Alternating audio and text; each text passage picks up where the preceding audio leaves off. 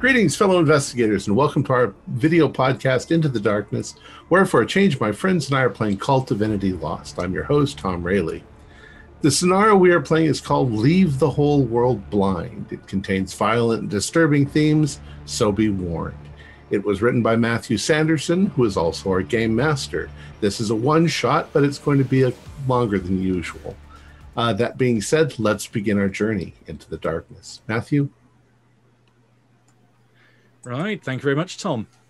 So, we bring the curtain up on the world as it was before the current situation at the time of recording. So this is December 2019.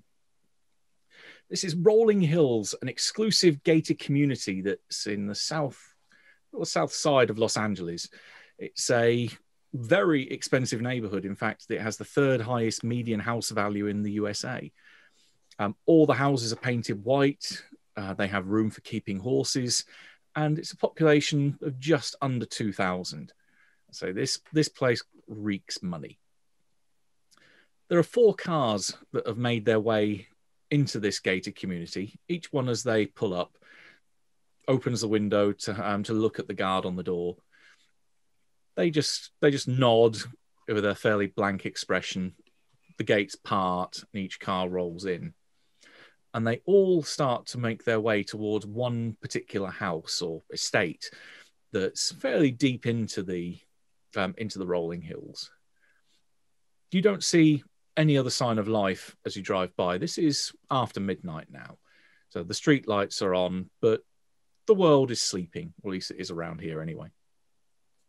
And you come to this large house, or these 4 cars come to this large house with this large semicircular driveway in front of it, where there's a couple of other vehicles that are parked up here. There's some fairly nice cars. There's a Lexus, there's a Merc. There's also a large black van that's parked out here as well. And there's a lady at the front door who's carrying a clipboard with a pen that each person, as they emerge from the car, will recognize. She's a lady by the name of Brooke Dawson. But these 4 cars, having come their own separate direction, park up, and 4 people, our players, step out. So this is a chance for you to give a quick description of what your character looks like. None of you, or at least maybe not all of you, know each other yet. So introductions can happen in character, but for the minute, we'll just go with what you look like. So we'll start with Wayne.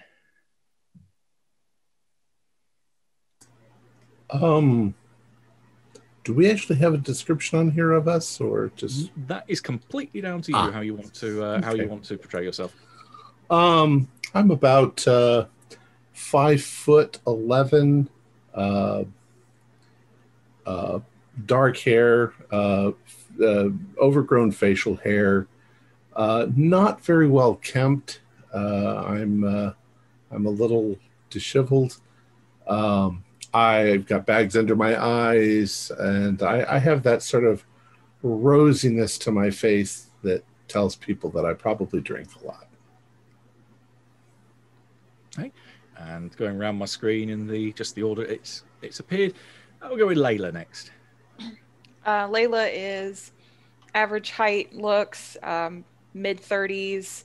She's definitely has that alternative look, shaved sides of her head, long hair on top, dark clothes, dark makeup, and she has a very unfriendly air about her, like not very approachable at all. Nice. And Sarah's up next. Sarah Hall is mid-30s, slight woman, maybe a bit on the bookish side. She looks as though, she looks a bit harried, like she's had a long week and this is one more thing.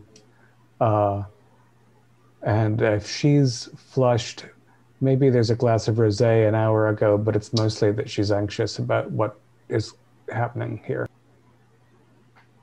Okay. And last but not least, Vanessa.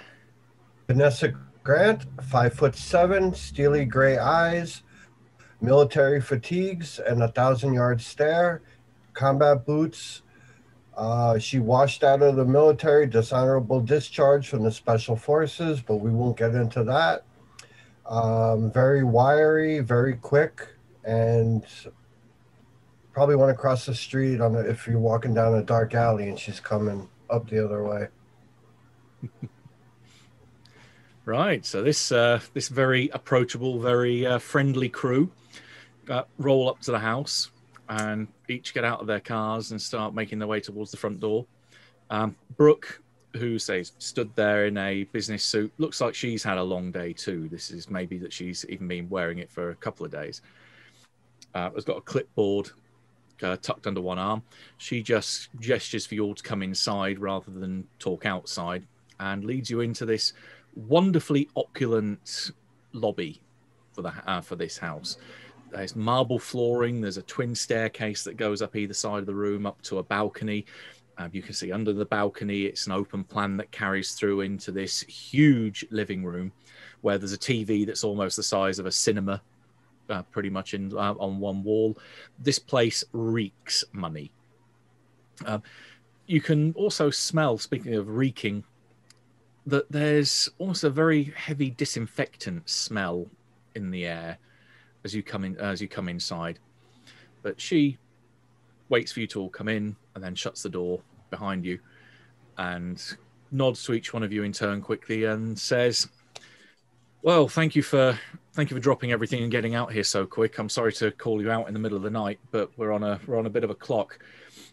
We've got a cleanup crew working upstairs and trying to take care of all the griminess for you, but we need people that have got some brains in their skulls to try and work out what the hell's happened here. To give you a quick overview, we'll get round to introductions in a minute, because I don't think, and she pauses and looks again between each other, I don't think any of you have worked together yet. No, I don't know these people. But you all know me, and I know all of you. I know you. So, this is the house of one of our mutual friend, Mr. Ackerman, one of his other associates, the Marchands, Audrey Marchand, Martin Marchand, and their two kids, Kobe and Davy.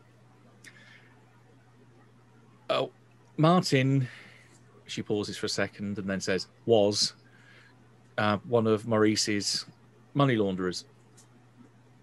He took care of the finance side of the operation.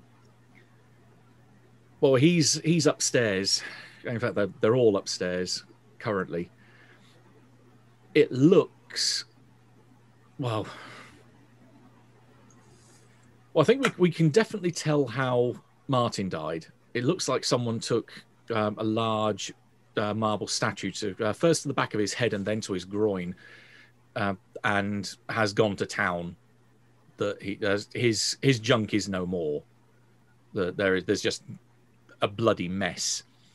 It looks like, we're guessing it's Audrey, but we don't know for sure.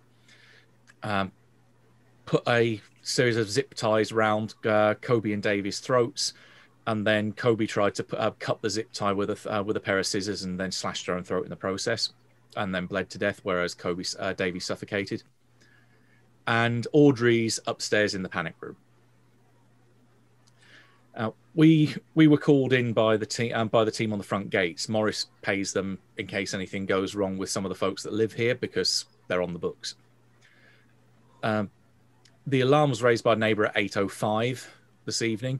They heard a scream, but they didn't hear any security car come to investigate, so she assumed that the alarm hadn't been raised or something had gone wrong. She called the front gate. They came here. They then called us. We've already had a word with the neighbour.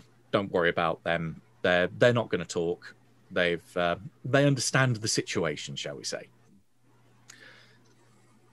See, when the team got here, they found the bodies where they are. We were called in, and we've got the cleaning crew upstairs taking care of this. As far as anyone else is going to be concerned, by 6 a.m., this place is an empty house, and nothing ever happened here.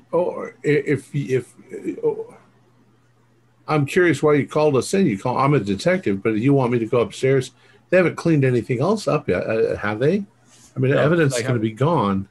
They haven't cleaned up everything yet. The bodies are still up there, so if you can find anything amongst possessions, if you can find anything on potentially on the computer where Audrey's sat in front of, then give us a clue as to what the hell happened here. Because at the minute we're at a loss.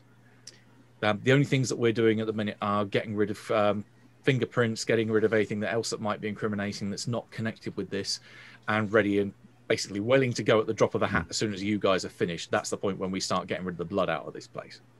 And in what condition is Audrey in the panic room?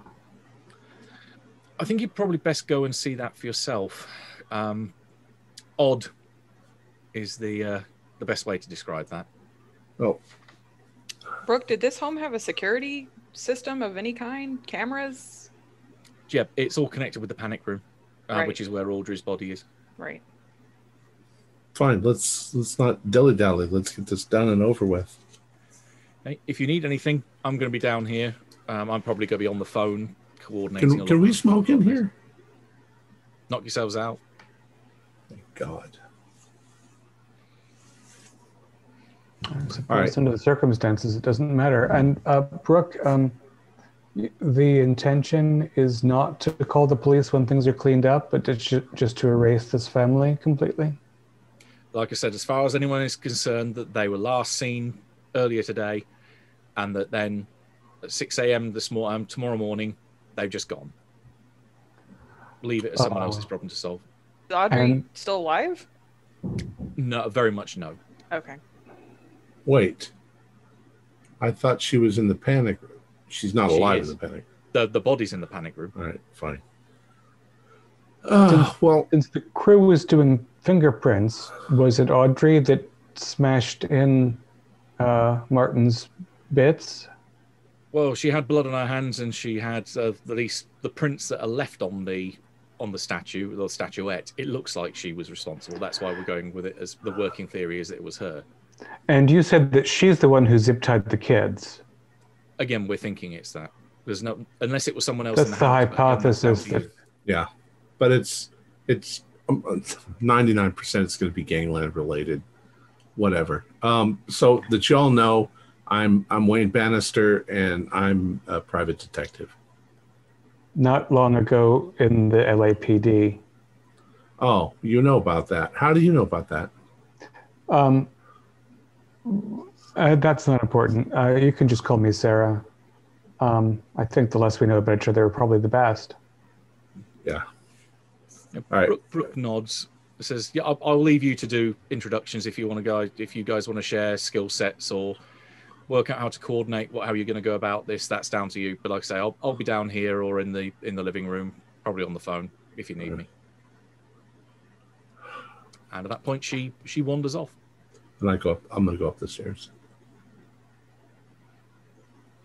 Yay.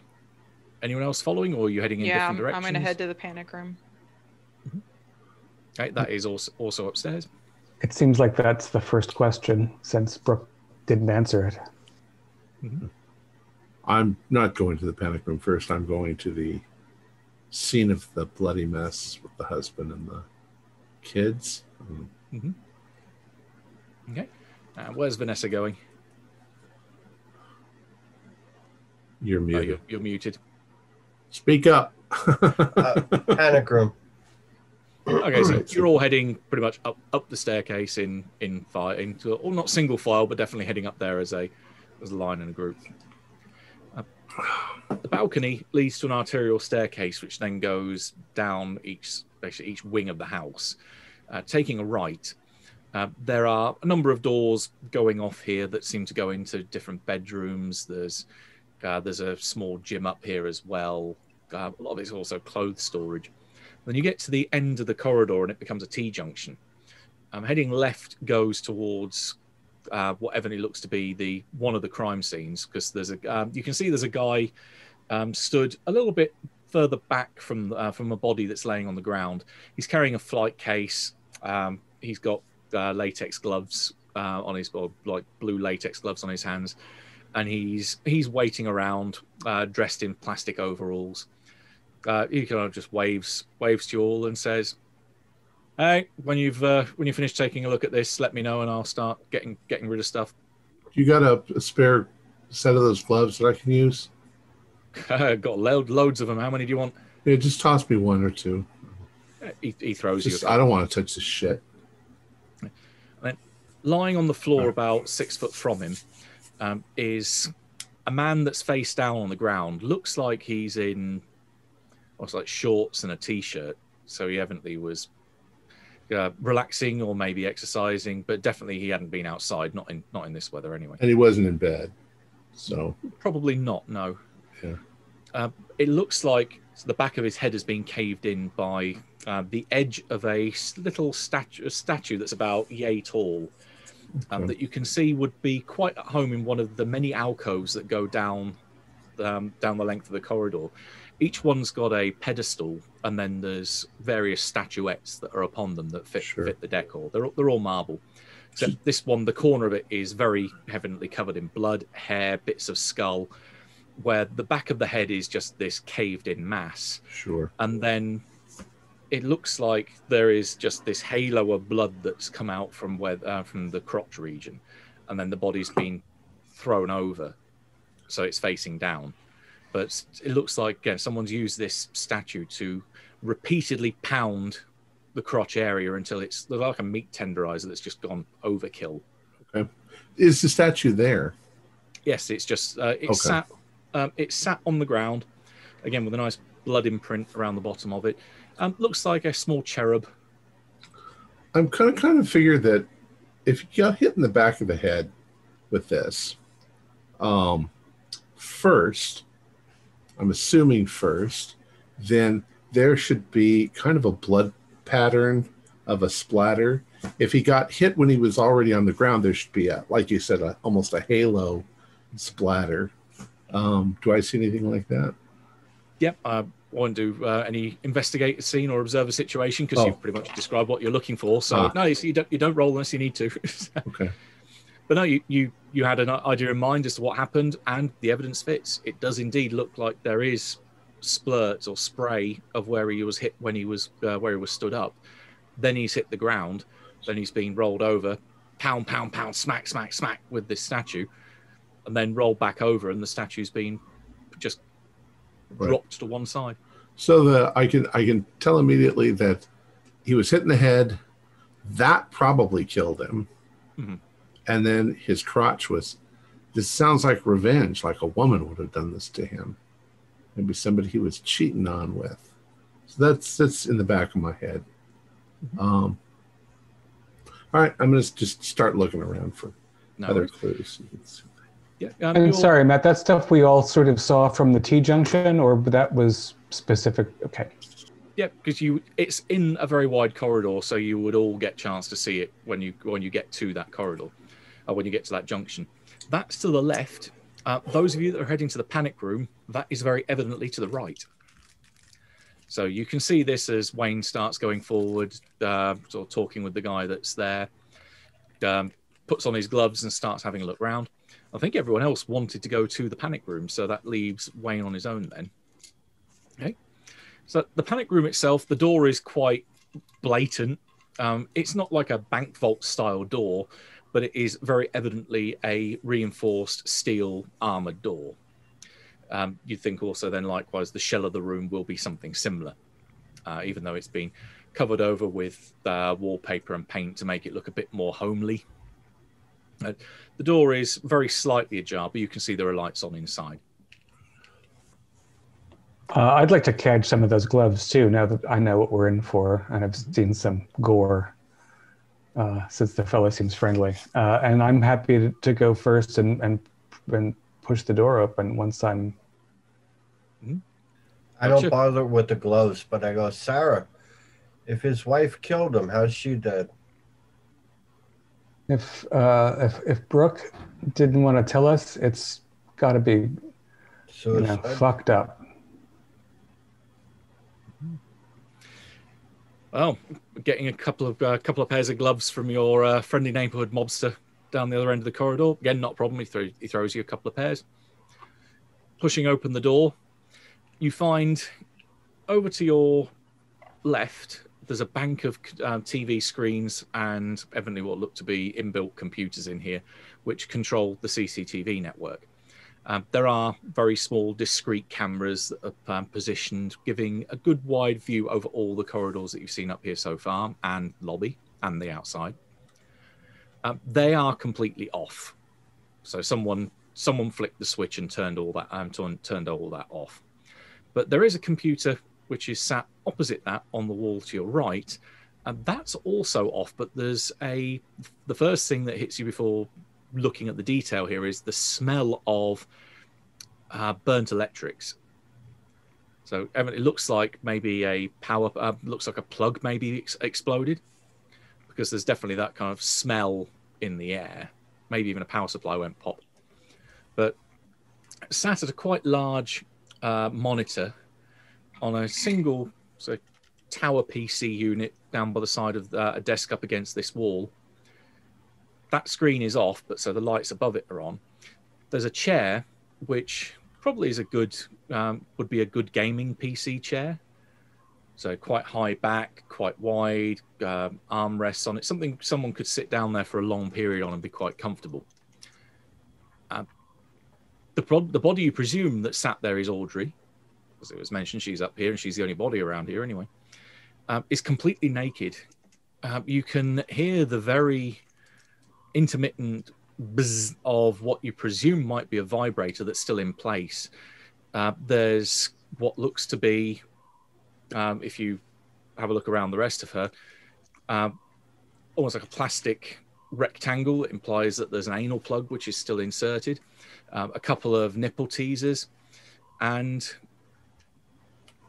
the only other thing apart from the obvious, she has marks around her wrists where it looks like maybe she's had handcuffs, but they're not here, and a small about that long, a plastic vial that looks like the kind of thing that someone would put either large safety clips in, perhaps, or safety pins in, or maybe an old-fashioned pill bottle. It's looks a little bit out of place. There are a few pink pills that are dotted around on the floor, which some might recognize as female enhancements. But yeah, the body's foaming at the mouth, her eyes are rolled back in her head, and she is very stiff and very, very dead.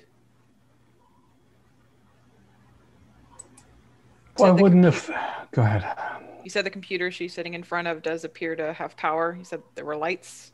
There are lights on the ceiling above her, illuminating her from directly above. See. But the screen is off. Having a look at the plug that's nearby to that, it has indeed burst. You can see there is a scorch mark that goes slightly up the wall. Got it. And yeah, it looks like the power supply to the PC has been fried. As you're the techie, you're fairly sure the PC itself will be fine. You just basically need to replace the plug. Mm-hmm. So I'm, as I said, my name's Sarah, and this great detective's going to figure out who I am anyway. I might as well tell you that I'm a journalist. So, neither forensics or gadgetry is my thing. If either of you are more specialized, I'm going to sort of just start taking notes in general about this grotesque scene. Oh, sorry, you go. Oh, no, I haven't introduced myself. I'm Layla, and the resident computer expert. So leave the electronics to me. I'll leave the body to you. I'm Vanessa. I'm usually the one that the cleanup crew comes after I leave. So I'm really not sure why I'm here. And then I start to go and look under drawers, but for stuff taped under or behind things. Oh, okay. And if I find any money, I just put it right in my pocket, or gold. I don't even... Well, you don't find any money, but actually, well preempting stuff being hidden in here. There are a couple of drawers either side of the desk where this PC's been set up.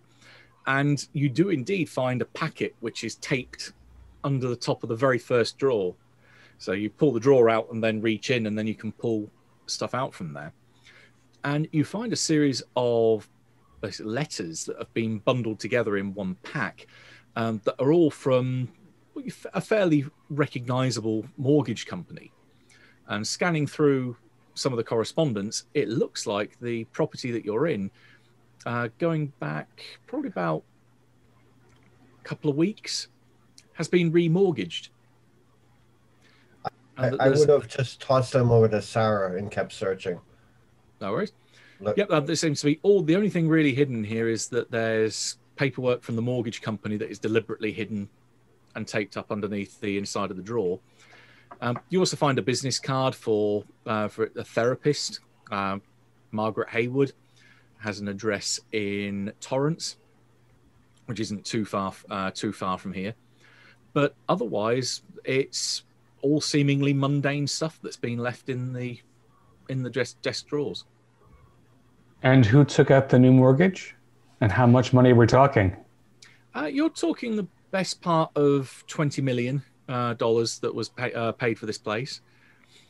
And it's got a series of contacts going through here that seems most of the details that these have been CC'd into, or at least the copies sent to, go to one Laura Irvine, who's an accountant, and says that effectively she will be handling the transaction going forward. But then, obviously, any clearance, it seems to be Audrey is the one that's instigated this, and then is using Laura to take care of all the finer details going forward. And there's no banking information, there's no Swiss bank account, there's nothing else in Audrey's name. It's just that she seems to have instigated this contract to pull out. The money has not gone to her, it's gone to Laura, which presumably then it would be passed on or disseminated in some other fashion.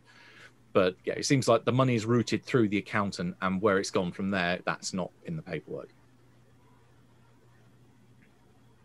Well, this household was already not peaceful before whatever the hell happened here. I'm going to start taking notes about the condition of the body. Mm-hmm. Yep. Now, looking at the body, you can give me an observer situation roll. So this will be your 2d10 and then First roll. Perception. I rolled a 3 and a 7 for a total of 10. And I get One bonus. question. One question. Unless you do take it over to 15. But I think probably with a 10, you won't have enough to push it that high. Yeah, no, the question is there any indication of any violence toward her rather than being caused by her? We know that there's blood on the corpse, which was associated perhaps with the bludgeoning. And there's the handcuff marks, which are not necessarily violent. Does she have any contusions, cuts? I mean, she's foaming at the mouth, so I mean, she might have been poisoned, but... Mm-hmm. It looks like she's had a handcuff definitely put onto her fairly recently, but the handcuffs are missing. And also, down her front, you can see there is like a residue between her breasts that looks like... well, some kind of liquid or some kind of at least bodily fluid, perhaps. It's almost sort of a pattern as if someone had leant forward and then licked up from breast to up to her neck, but it's quite a sticky substance. It's still wet as well. You expect even if it was saliva, it should have dried by now. But yeah, pretty much anything that I would expect to come out of the body would be dry. She's cold, right? Oh, very. Yeah. It's colorless? Yeah, it's clear. It's maybe slightly whitely tinged. Be like a gel, a very almost semi-transparent gel. Well, I want to collect some of that, but not with that, not with the tube that might have had pills in it. So I have to look around for something that I'll go to the bathroom down the hall if I have to. Yeah, there seems to be plenty of them. Yeah, so I'm going to go and get someone to collect that. Okay. And Layla and Vanessa, what are you up to in there? I would like to go around and look for another PC in the house, probably starting with the kids' rooms. They might have computers, and try to find a power plug. But I am curious what is inside of the bottle. as well. Okay. The top you find is discarded very close by. The tube itself is empty. Oh, okay. Well, then I'll go and search for a power cable. Okay, so you pass by Wayne as he's looking in the corridor, kind of assessing blood spatter on the wall and kind of positioning himself, thinking, yeah, he was probably stood here when he was hit from behind, then went down. And you find the two rooms of the boy and the girl are side by side. You're heading into the boys' room or the girls' room first? Boys' room. Okay. Yep. It looks like a fairly standard kids' room. Lots of football paraphernalia here, so evidently quite a sporty kid. The boy is kind of laying on his back, his hands having fallen onto his front, as he's been trying to clutch at the zip tie that's been pulled very tight round his throat, and his face is just blue. And he's sat there with his eyes open, his tongue almost filling his mouth, as he's laid there very still and again very cold and very dead. There is a computer in here, and it seems like they've all brought from the same make, so you can cannibalize that bit of the equipment and take back the cable to the computer in the panic room. Yeah, I'm just gonna walk right past the kid. I'm not a body person. I'm a computer person. That's my job. That's what I'm gonna do. No problem. So yep, you can head back there pretty quick. Vanessa? I was going to go look at the other kids' rooms. Okay, so you pass Layla as she's coming back. So yep, you as described, the boy, which was the first room, and then the second room, a little bit more graphic. It looks like Kobe was. She's probably only about 7 or 8. You think it's a bit hard to tell the age after she's covered in so much of her own blood. Looks like she was an amateur seamstress, or at least enjoyed doing some sewing. You can see a sewing kit that's off to one side. Looks like some even little stuffed plushy toys that she'd probably made herself. They've got the crudeness of a kid's touch about them, but again, zip tie round the throat. Which the kid was fairly smart. She decided to go for a pair of scissors out of the box. But as she started to pass out or started to panic, she ended up slicing open her own arteries. And then I shake my head, and this one kind of bothers me a little, and then I just start to tear the room apart. Okay. Not even being nice about it, because they're gonna torch this place or something tomorrow. So you can give me an observe a situation roll. So roll plus perception.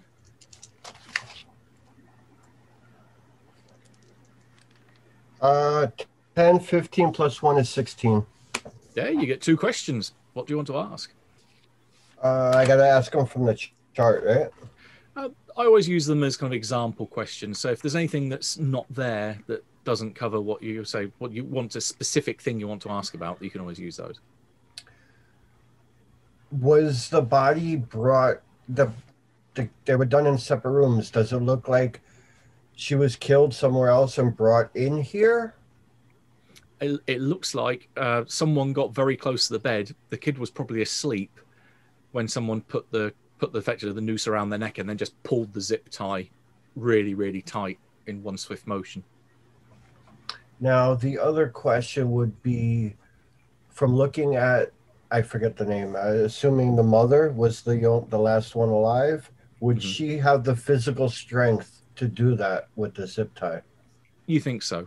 Given you've just seen her physique. Okay. All right. No worries. All right. So Layla heads back to the room with the power cable, and yep, it fits. You start plugging it in and booting away. Does Wayne want to go and join them after having looked around in the corridor, or have you got something else in mind? Well, Wayne wants to, turn this, it's got to be a serious investigation of what's going on. I can see the body and so forth. I think that, I'm going to check the kids, and I'm going to check the other room as well. But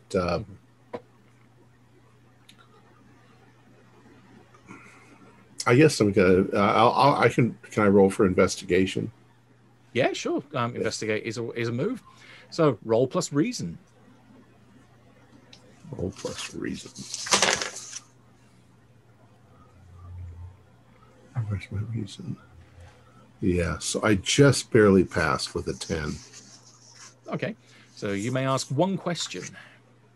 Potentially comes at a cost. Okay. Is there something? It looks like a crime of passion. Is there something more to this? Does it look like well, I don't want to say, does it not add up? This person killed that person, then killed that person, then killed this and this, or was it mutual going, people killing each other? Gotcha. You think you piece it together fairly quickly then. It looks like the kids were the first to get hit. And then the father was running towards the kids' room when he heard the attempts at screaming or the attempts at them trying to free themselves. And then he was hit from behind, and definitely implies, as you touched on earlier, that it's a woman's touch, that this is some kind of crime of passion, because the smashing of the genitals does seem a little out of the ordinary. Yeah, that's weird. And then the girl in the panic room is obviously. You think that she was the one who did it, given that you spent time looking at the blood spatter, the angle of which it would have been someone of a particular height to smash the back of the head in. You think it is, and especially with the blood on the fingers, you think it's Audrey that's done this, and probably murdered her own kids as well. But the kind of angle of doubt that something doesn't add up comes in when you start having a look around the master bedroom. You have a huge bed that greets you when you go in through the double doors. Sure. And then there's two annexes or two bathrooms which go off there, along with their own dressing rooms. There's not really that much to scream or write home about in what looks to be Audrey's walk-in closet. Nothing here is particularly expensive. It's nice, but it's not expensive. And you have a look through what looks to be a large jewelry box, and it's almost completely empty. Everything that's left is little more than almost like costume jewelry. It's worthless. It seems to be anything of value is gone. Has been pilfered. Looking at bloodstains on the ground and so forth, do I get any indication that somebody else was in this room? Somebody leave a funny footprint in the blood? No, the only footprint you'd find maybe would be partial naked foot. And this would be a good point to then bring everyone together in the panic room. You do indeed find a corresponding blood smear on Audrey's foot. On her foot. All right, so I've rejoined everybody else. Mm-hmm. Looks very. It's almost like it looks like it's been staged to look normal, but she's got no actual valuable jewelry in there. Like she was. I mean, surely living in a place like this, she's got to have some jewelry. Wayne. Yeah, I think she's socked a lot of stuff away. She had, she's taken out a mortgage on this place recently. Oh. So there's definitely a financial motive, except for the fact that she's stone cold. I think there was more than one. I think this family was really, this poor kids living with these people. The blood on Audrey's corpse, it's not just on her hands, right? On the base of her feet, splattered on her toes, mostly her hands and then lower arms. Okay, so she might have been dressed when she committed the crimes and then got naked. And maybe. I'm just gonna, is that buzzing still happening? It's intermittent. It's been running for quite some time. Yeah, I mean, it's a good thing we got gloves. I'm going to see if I can stop that buzzing.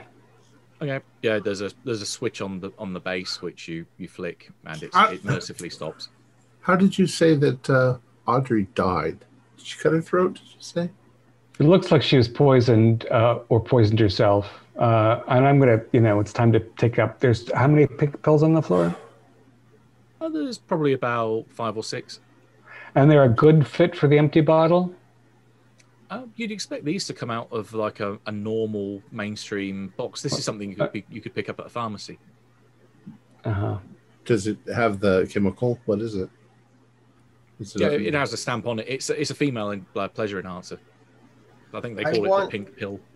I want to check her body for track marks. Ah. She hasn't injected anything. So no, you don't see any of that. What's weird here is motivation. I mean, she's murdered her children and not... there's lots of cases where people murder their children. They murder their children usually with a gun to the head because it's merciful.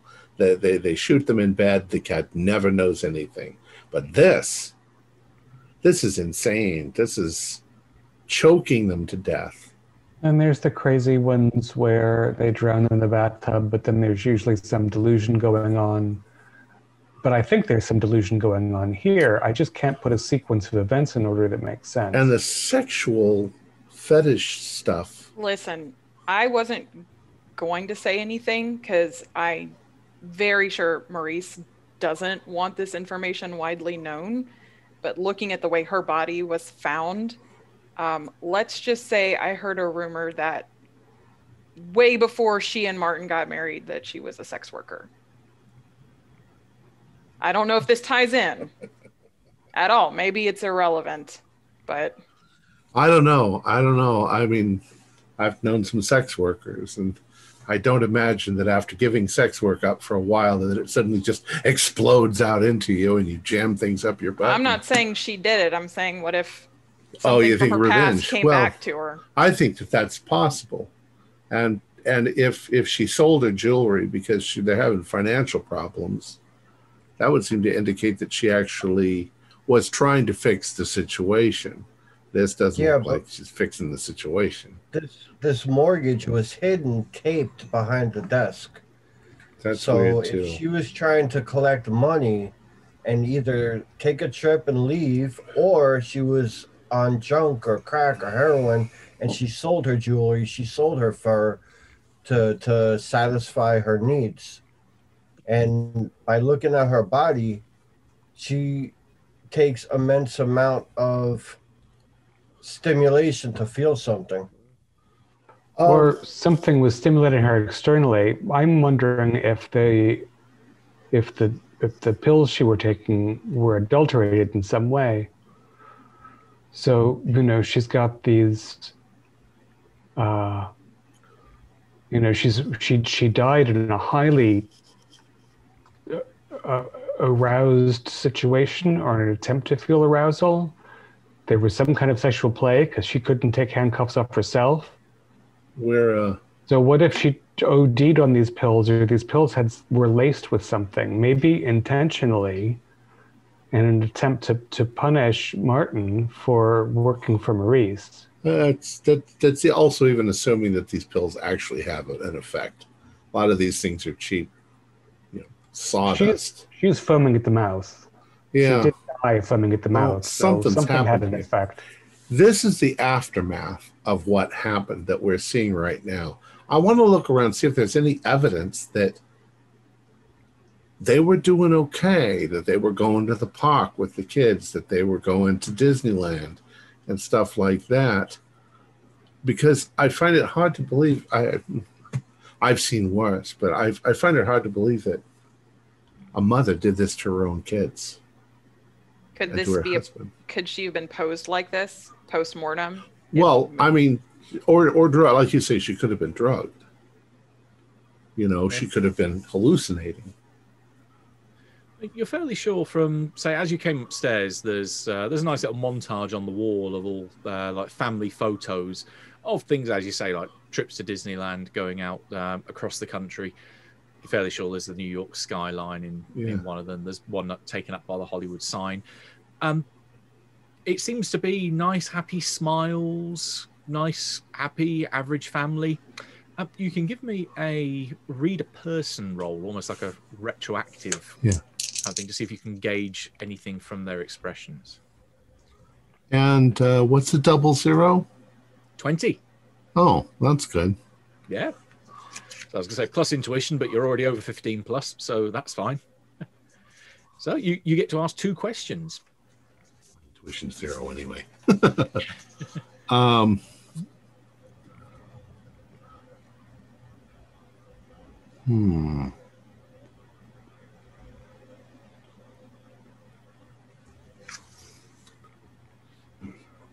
I guess my questions are, now I'm trying to read these people.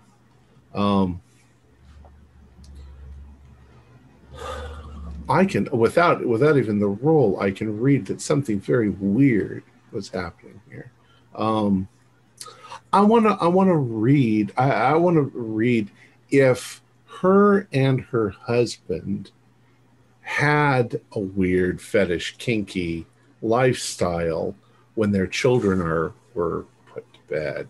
Do I find weird costumes in the thing? Do I find, if you head back into the bedroom where you've been previously had a look round, and you go through some of the drawers that you hadn't opened previously, you do find a couple of things like furry handcuffs, but they look so they haven't been used.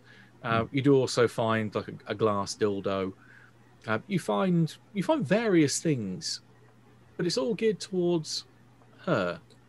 Yeah. There's nothing on his side that implies anything.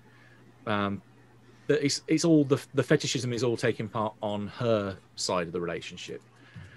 And some of those photos, if you're reading the expressions on them, it seems like he is was quite a happy husband. He's grinning in virtually all the photos, and it doesn't seem to be put on. The kids likewise do seem happy, but she doesn't seem happy. Something in her eyes makes you think that maybe the smile that she's wearing is put on, that it's false, and that there's maybe a couple of almost like sideways glances where it almost looks like she resents her husband. There's something odd here. I might almost guess, Jesus, that as you say, she was previously possibly a sex worker. She wasn't satisfied with her husband. Maybe she wanted to have a family. She had a couple of kids, but she wasn't satisfied. That doesn't seem like enough reason to do all of this. But it does connect with the smashed up genitalia. Maybe it's a kind of psychological revenge. We need to find out if she had any kind of mental stuff going on, if she was seeing a therapist or a psychologist or something like that. Layla, given that you had a little bit of backstory on the late Mrs. Audrey, do you think it's possible that Morris arranged this marriage to have a better hold on Martin? That I don't know. I didn't get very far into that particular investigation. I saw what I saw and saw that wasn't exactly information people want to have in possession of. I know Martin also has a bit of a shady history himself, but well, we're all here. Yeah, Layla, exactly. You've broken into the computer. Yeah, I'm gonna kind of point this out to everyone. I'm sorry. Go ahead. This computer is set up to open a stream to a webcam, and I'll kind of gather everyone around. Okay. It's outside.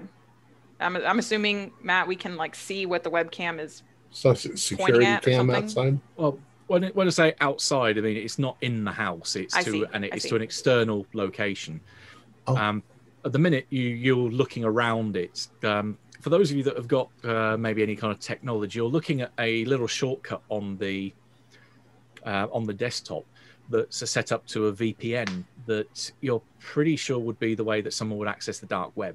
So this is someone who's been very covert about what they're doing here, and it's completely incongruous to everything else that's set up on this computer that seems to be for average home working use. There's nothing as technical as this on there, and this thing is hidden away in one corner, say the corner of the desktop. You haven't clicked to open it yet. You just know what it does if you were to open it. Okay, I see. I'd like to open it. Okay. In which case, you double click. It goes through what seems to be an encoded basically a boot up process. And then the screen just fills with an image. You're looking into a room that's probably twice the size of the room you're in now. Evidently from fairly high up. So when I say fairly high up, probably about 8 feet, so close to the ceiling. Looking down at the rest of the room. There's a large, what looks to be heart-shaped red velvet-covered bed or satin-covered bed on the far wall with red drapes around it. The room itself is completely just shades of red. The carpet is wonderfully plush. You can see that there's a door in the far right-hand corner that then if you come through, you would have the bed immediately in front of you, and then turn to the left would be where the camera is on that wall looking down. There's an array of sex toys which are lined up on the wall. There's predominantly whips, chains, but also some what looks to be bladed instruments there as well. This doesn't look particularly inviting when you start seeing more of the details. But the room is otherwise empty. There's no one there. Does it look like there's any gaps in the toys where like someone's taken one? It looks like they're meticulously put back in particular places. But, so they're evidently none of them are in the process of being used at the minute, and the room is otherwise empty. And this can be recorded, yeah? If you want to record it, yeah, you can filter it through another program that's on the computer to basically take like a live recording of what's on the screen at the time. Well, ladies, do you think that what we're looking at here is a blackmail room? Get some mook in there with a girl and have him do stuff to her and then blackmail him. It's a good idea, but I was thinking if she was already a sex worker at one point in her life, maybe she was still making some money on the side, putting videos out online. Yeah, you wouldn't do it like this. If she was going to do that, she'd just have some guy film her. I mean, you'd get better angles that way. This is some those blackmail instruments. shit. Yeah, like those knives and shit. What is that? Is there anything I can glean from this other than its webcam? It's pointing at this room, like locations where it's streaming to, anything like that. Any other places it's streaming to, or something like that. Or if this computer then turns around and like sends out those recordings to other people or something. This sounds like you're doing a hacking roll. Yes. So roll plus reason. Very well. If you could get somebody like Senator Cross in there, and you could let him murder someone, and then you got him. 20. 20. Nice. All right, okay, so right at the top of the chart. You accomplish your task without a problem. This is a signal that's been bounced around quite a long way. You're fairly sure that it's still within LA itself, somewhere north of you. You kind of pin it down not to an exact address, because it's more of an area where you pin it down to where the signal is originating from. You're pretty certain it's up in Santa Clarita. The signal itself looks like the setup looks like it's been in such a way that people, as long as they have the address, can access the feed that you are looking at. So there could be multiple people watching the feed at any one time from anywhere in the world. As long as they've got the address, they just type it in, and then they get access to this exact same feed that you're looking at. Shit. At the minute, though, you are pretty sure that no one else is watching. Hey, Wayne, do you know, is there any way we can look in to see if this family owns property in Santa Clarita or something like that? Yeah, we should do that. My guess is that they actually advertise on the dark web when they're going to have a show. And I mean, they could be doing snuff shit on the dark web. Right. And they're charging people money to watch. Mm-hmm. Right. Well, that's the question I had. Is there a way to monetize this? Oh, yeah. Oh, yeah. But we're just looking at it. Like, how do you somebody pays via... Charge them to enter the room to watch the video. They watch the live stream. And then it changes number for the next show so that people can't keep viewing. I don't... Happy to say I don't really know. Unless, of course, this is a video feed because these people are in charge. That's what I was thinking. You can see it all the time. These are some sick fucking people. This household is so sad. Layla, what do you think you'll be able to get any of the video feed back up? I don't. If they haven't set it to record only stream, I don't know. I'm sorry, I meant the home security stuff. Sorry. Yes, that's a good. I really want to see what we can learn about what happened here. So I'd like to know access to the home security, if there was any video, any did someone type in the security code to the home, in and out access, that kind of thing. And if there are any recordings recorded of this room, which I doubt there would be, but if there are. Or the bedroom or the kids' rooms, anything. Well, the front door, for that matter. Okay, that won't be a roll. That's simple. But go ahead, Wayne. I was just going to say, let's also remember, we ain't the police, and we ain't going to call the police, and they're going to clean all this shit up. I'm sure that Maurice probably wants to know some things. He'll want to know if we think that she did this, or if we think somebody staged this, or what the fuck was going on. But that's as far as we need to go, I think. Well, I think find out all the information you can on the internet. Sure. You have a point. Like, Brooke never even told us what our job is here. Find out. Probably Maurice thinks somebody killed him. So that's what we've got to find out. All right. Yeah, she said explain what's going on here. Right. Oh, okay.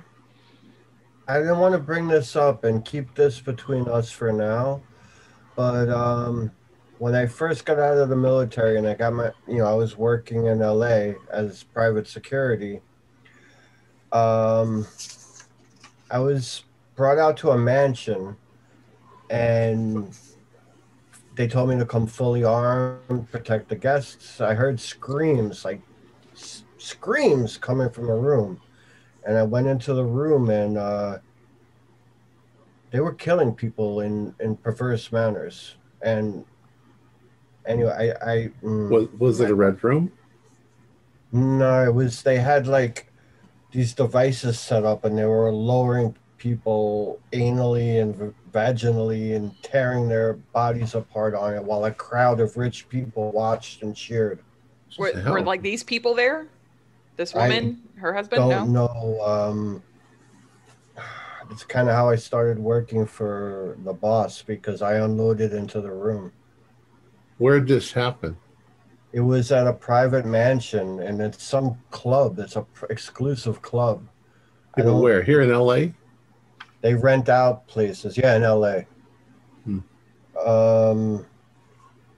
That's how I kind of started working for the boss, because this group is hunting me down. No. And I'm sorry. Very similar.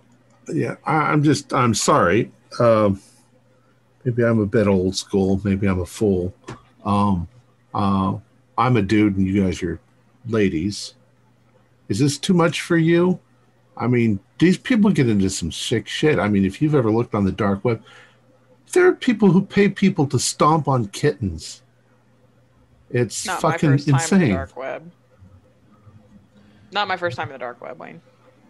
Well, I don't want to sound sexist or anything, but I think it's safe to say that none of us are entirely innocent here. We wouldn't be here. I don't know. Sometimes I think that the people like Brooke downstairs, that Maurice get a hold over him. And Brooke's a nice girl. I don't know why she would be involved with Maurice. What do you mean? Brooke, we all have our secrets. Let's leave it at that, Wayne. It's speaking of being sexist, Wayne. Brooke might find it easier to charm you than she does to charm us.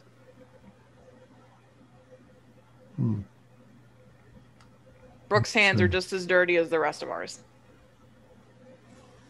Yeah, but I would, and you know, you make a point that that we don't have to learn more than Morris wants, I guess. But I would like to know what happened here. I would like to know what drives somebody to Yeah, children. I'm not fully convinced that the mom just popped one day and decided to murder her children. And You know, maybe if they were running this, you know, sex, whatever, is it possible for one of those sick fucks that are watching the video to track the IP address and come here? Like if, you know, the source. I don't know, Vanessa. I mean, Layla, that's pretty. I don't know anything about the internet, but don't they like jump from country to country to country to country? That's the point of the VPN, is that you can't tell where it came from. Exactly. Maintains security. Of course, they could have been doing this for years, and maybe the technology was less secure 10 years ago. I don't know, but and then I pull out my 9mm and I click it, make sure, and I put it back, and I go, "Look, if we find them, I'll take care of them." Okay. You know,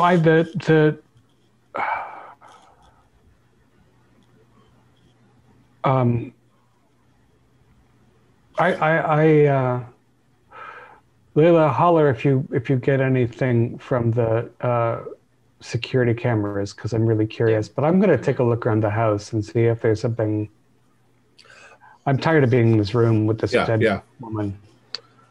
Actually, I wanted to look for any cell phones. Were there any cell phones lying around? Yeah, there probably would be. See if she's got a boyfriend. Exactly. If you go downstairs, there's kind of a dish by the front, not by the front door, but a little way off to one side where it looks like they put the mail down there. There's keys put there for the cars, and also a couple of cell phones which are put there as well. There's his and hers.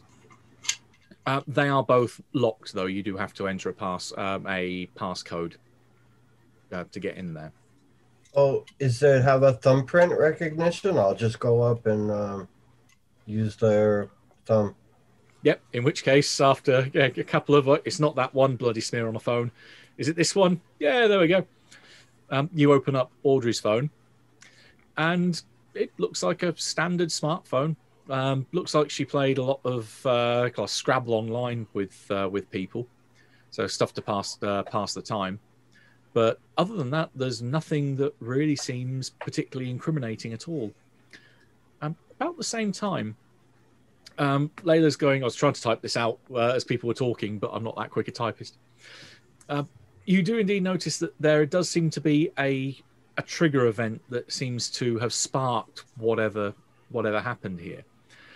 That if you wind right the way back to the beginning of the day, you get normal wake-up activity, and you get a moment where Audrey goes out for the day.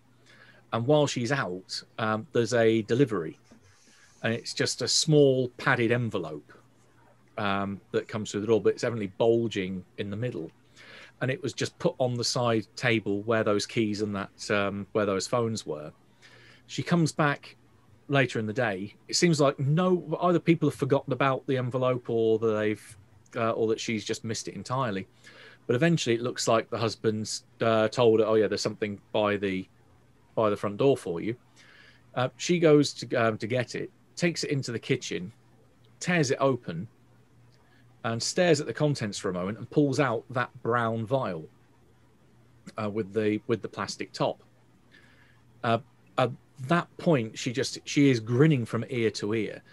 She drops the packaging in the trash in the kitchen, goes upstairs, and that's when she turns off the CCTV. Right. I'm going to Wayne. I'm going to relay all of this to Wayne. Look, that bottle she had, she received that as a package this morning. Do we have some of the samples? all I know is the packaging's in the trash in the kitchen. All right. But she was overjoyed to receive this thing and then turned off all the CCTV in the house. And then murdered her family. Do we have a sample of those pills? You said they were pink. Sarah, you were looking at the pills, but did you say you didn't think they fit the bottle? No, I think there are a couple still on the floor in the safe room. They're not very safe room.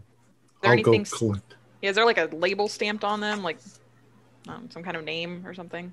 Yeah, they are indeed the pink pill that they are easily obtainable over the pharmacy counter. Right. So I'm going to collect the bottle and a couple of the pills. I'll put them in the bottle. And then I'm going to go downstairs and I'm going to take the cigarette out of my beard and collect the package if I can find it. Okay. Maybe have a word with Brooke. Yeah, I mean, she's downstairs.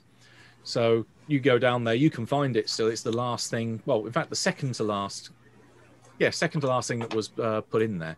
Because the other thing that you find on top of the remains of the packaging is an empty box of the pink pill. So you find where all of the pills have been popped out of the plastic tray, and that's been dropped in after the envelope had been torn open. The envelope has no packing slip. It doesn't have anything else inside that it implies that there was anything else in there. It's being torn open quite haphazardly, but the address on the front has been written in this almost immaculate copperplate handwriting. So very cursive, very, very delicate, it looks feminine. And there's this smell of what you could smell as almost like roses that comes from the interior of the package as well. Was it a box or a... No, just one of those padded envelopes. Padded envelope. It's been torn open and could easily have fit that bottle, that vial in there. But no return address, no Amazon label. It would have to have a postmark, though. That's got a postmark, yeah. Where's the postmark? Santa Clarita. All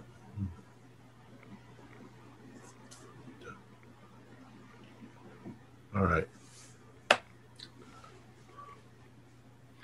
Yeah, so Brooke is findable if you wanted to grab her for a few moments. Yeah, as long as nobody else is around. She does also look around if you go to find her, so she makes sure that you're alone. And the first thing that she does when she realizes it's just you is she goes in quick and gives you a quite passionate kiss. So, did you look at this shit upstairs? Yeah, she nods. Did you know these people at all? Well, I knew them all. I've been around the house for like the kids' birthdays, like anniversary parties that they held. Did she ever indicate to you that she wasn't happy? God, no. No, as far as I was concerned, it was all fine in the Marchand household. Do you know whether she was? I'm going to ask some questions here. Do you know if she previously was a sex worker? She is a little taken aback. How did you know that? Well, never mind. But so it's true. Well, yeah, it's not something we want to put it this way. She's dead. It's not like you can ruin her reputation at this point. No, but Maurice is quite sensitive about what his daughter got up to. His daughter? That's why he wants us involved. Holy shit. Yeah, he wants you to find out what happened and then relay who did this or why. Look, we're finding some evidence of some stuff going on here. I don't know what Morris knows. But it sounds like you know a lot more than I know about what's going on here. Let me just ask you directly, were these people blackmailing people into, you know, getting him to have sex, filming him, and then, you know, I don't give a shit. No, she blinks and honestly is pretty stunned. You know her well enough that you're pretty sure this is a genuine reaction. This is the first she's hearing of this. She said, no, he was a money launderer and she was effectively a trophy wife. Yeah, There was nothing like that going on. Dark web stuff, snuff films. Christ, I don't even think she knew how to spell dark web. And was there anybody else that was a frequent visitor? Somebody they had a load of friends. I did get word on the QT that she was seeing a therapist or a marriage counselor, something like that. It's no secret that this was a kind of arranged marriage to keep things nice and in-house. But as far as I was aware, their feelings were genuine. I mean, they had 2 kids, for heaven's sake. But something was simmering under the surface that she wasn't happy with something. Yeah. All right. Later on, when we're in private, let's have ourselves a little bit of a talk. The situation we're in, not this situation, but our situation. Look, Maurice has a hold of us all. So no hard feelings or anything, but I think we should probably play it safe from now on. Mm-hmm. No, it's sensible. Right. Yeah, we can have this. We can have this chat later. Yeah. All right. So I'm going to go up with the information that I have, and I'm going to relay it to everyone. Mm-hmm. So Brooke seems to think that she didn't know much at all about this dark web stuff, but there it is on her computer. Dark web is not something that anybody talks about. You know, right? It's not something people talk about, and it's also not something that a ditzy, cutesy housewife would even know how to do. So this is a front. She knows or she knew what she was doing, or someone in this house knew what they were doing. Yeah. You have to have some tech knowledge to do this. And the fact that it's Maurice's daughter. What? Yeah. You didn't know that? No. No. Yeah, she's Maurice's daughter. I thought everybody knew that. Well, we gotta find answers, even if we don't find the answers. And now this is even stranger because there should be jewelry and furs and money. There should be drawers full of money. Again, if she's mortgaging the house on the sly, you know, it sounds like she was planning an escape. And we've heard about this visiting a therapist. Maybe she decided that her sordid family life of crime, bullshit suburban lifestyle, I don't know. Maybe she wants to be more like Big Brother, or big about Daddy. Big Daddy. Yeah. Or, you know, the only way she could get through her loveless marriage was to take pills to feign an amount of arousal and interest. And then she ran out of pills, and she got these other pills in the mail that were sent maybe by somebody who wanted to make the Ackermans suffer. Like maybe a guy named Josh who wanted to exact some revenge. Well, and so he gives her some fucking, 60 doses of LSD and 5 doses of sex drug. DMT, and she goes on some hallucinogenic rampage. They came from Santa Clarita. At least there was no return address, but there was definitely a postmark. I'm gonna look up from the computer and say, I've got a little bit more information. Eva Traction. That's the name connected to the other end of this webcam.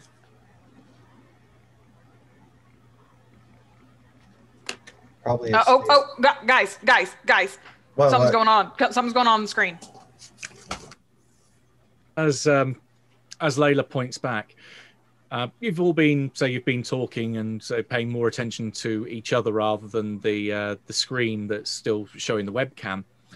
Someone is now in the room and is just stood there in the middle of the room looking up at the camera. She's probably in her... I was just going to say to Layla, can we focus in? Can we change the... Press record. Enhance. Record, yes. Record. Yeah, you can definitely record the feed. That's no problem. There's a woman that stood there. What's a lady that's... It's hard to tell her age. You're not too sure if she's maybe late teens or maybe up to her early 30s. But in either case, she is, in any context, would be considered beautiful. She's got flawless skin, long black hair which goes down over her back, and she's wearing what seems to be evidently a tailored or custom-made, not an off-the-shelf thing, because it's got exactly the right amount of material to hug her features completely. This black latex catsuit with a zip down the front that goes right down under her crotch and then up would go up her back. And she's got a belt that runs around the middle of it that's got this large O-ring in the front. And with this almost... I think the best word would be inquisitive or interested look on her face. Her head cocked slightly to one side and the curl of a smile on her lips. She's looking up directly into the camera lens so that she seems to be staring directly at you through the screen. Damn. Does that mean she's waiting for direction, do you think? Was there a way to communicate? Chat room? Well, you can see there's a microphone that's attached to the computer, but you haven't heard any sound come from her end yet.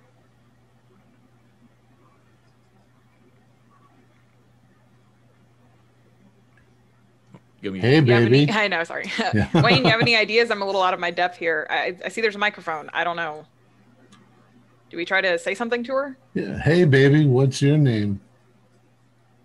Yeah, Well, if she's expecting direction from Audrey, she's not expecting a male voice? Hey, baby. I don't know.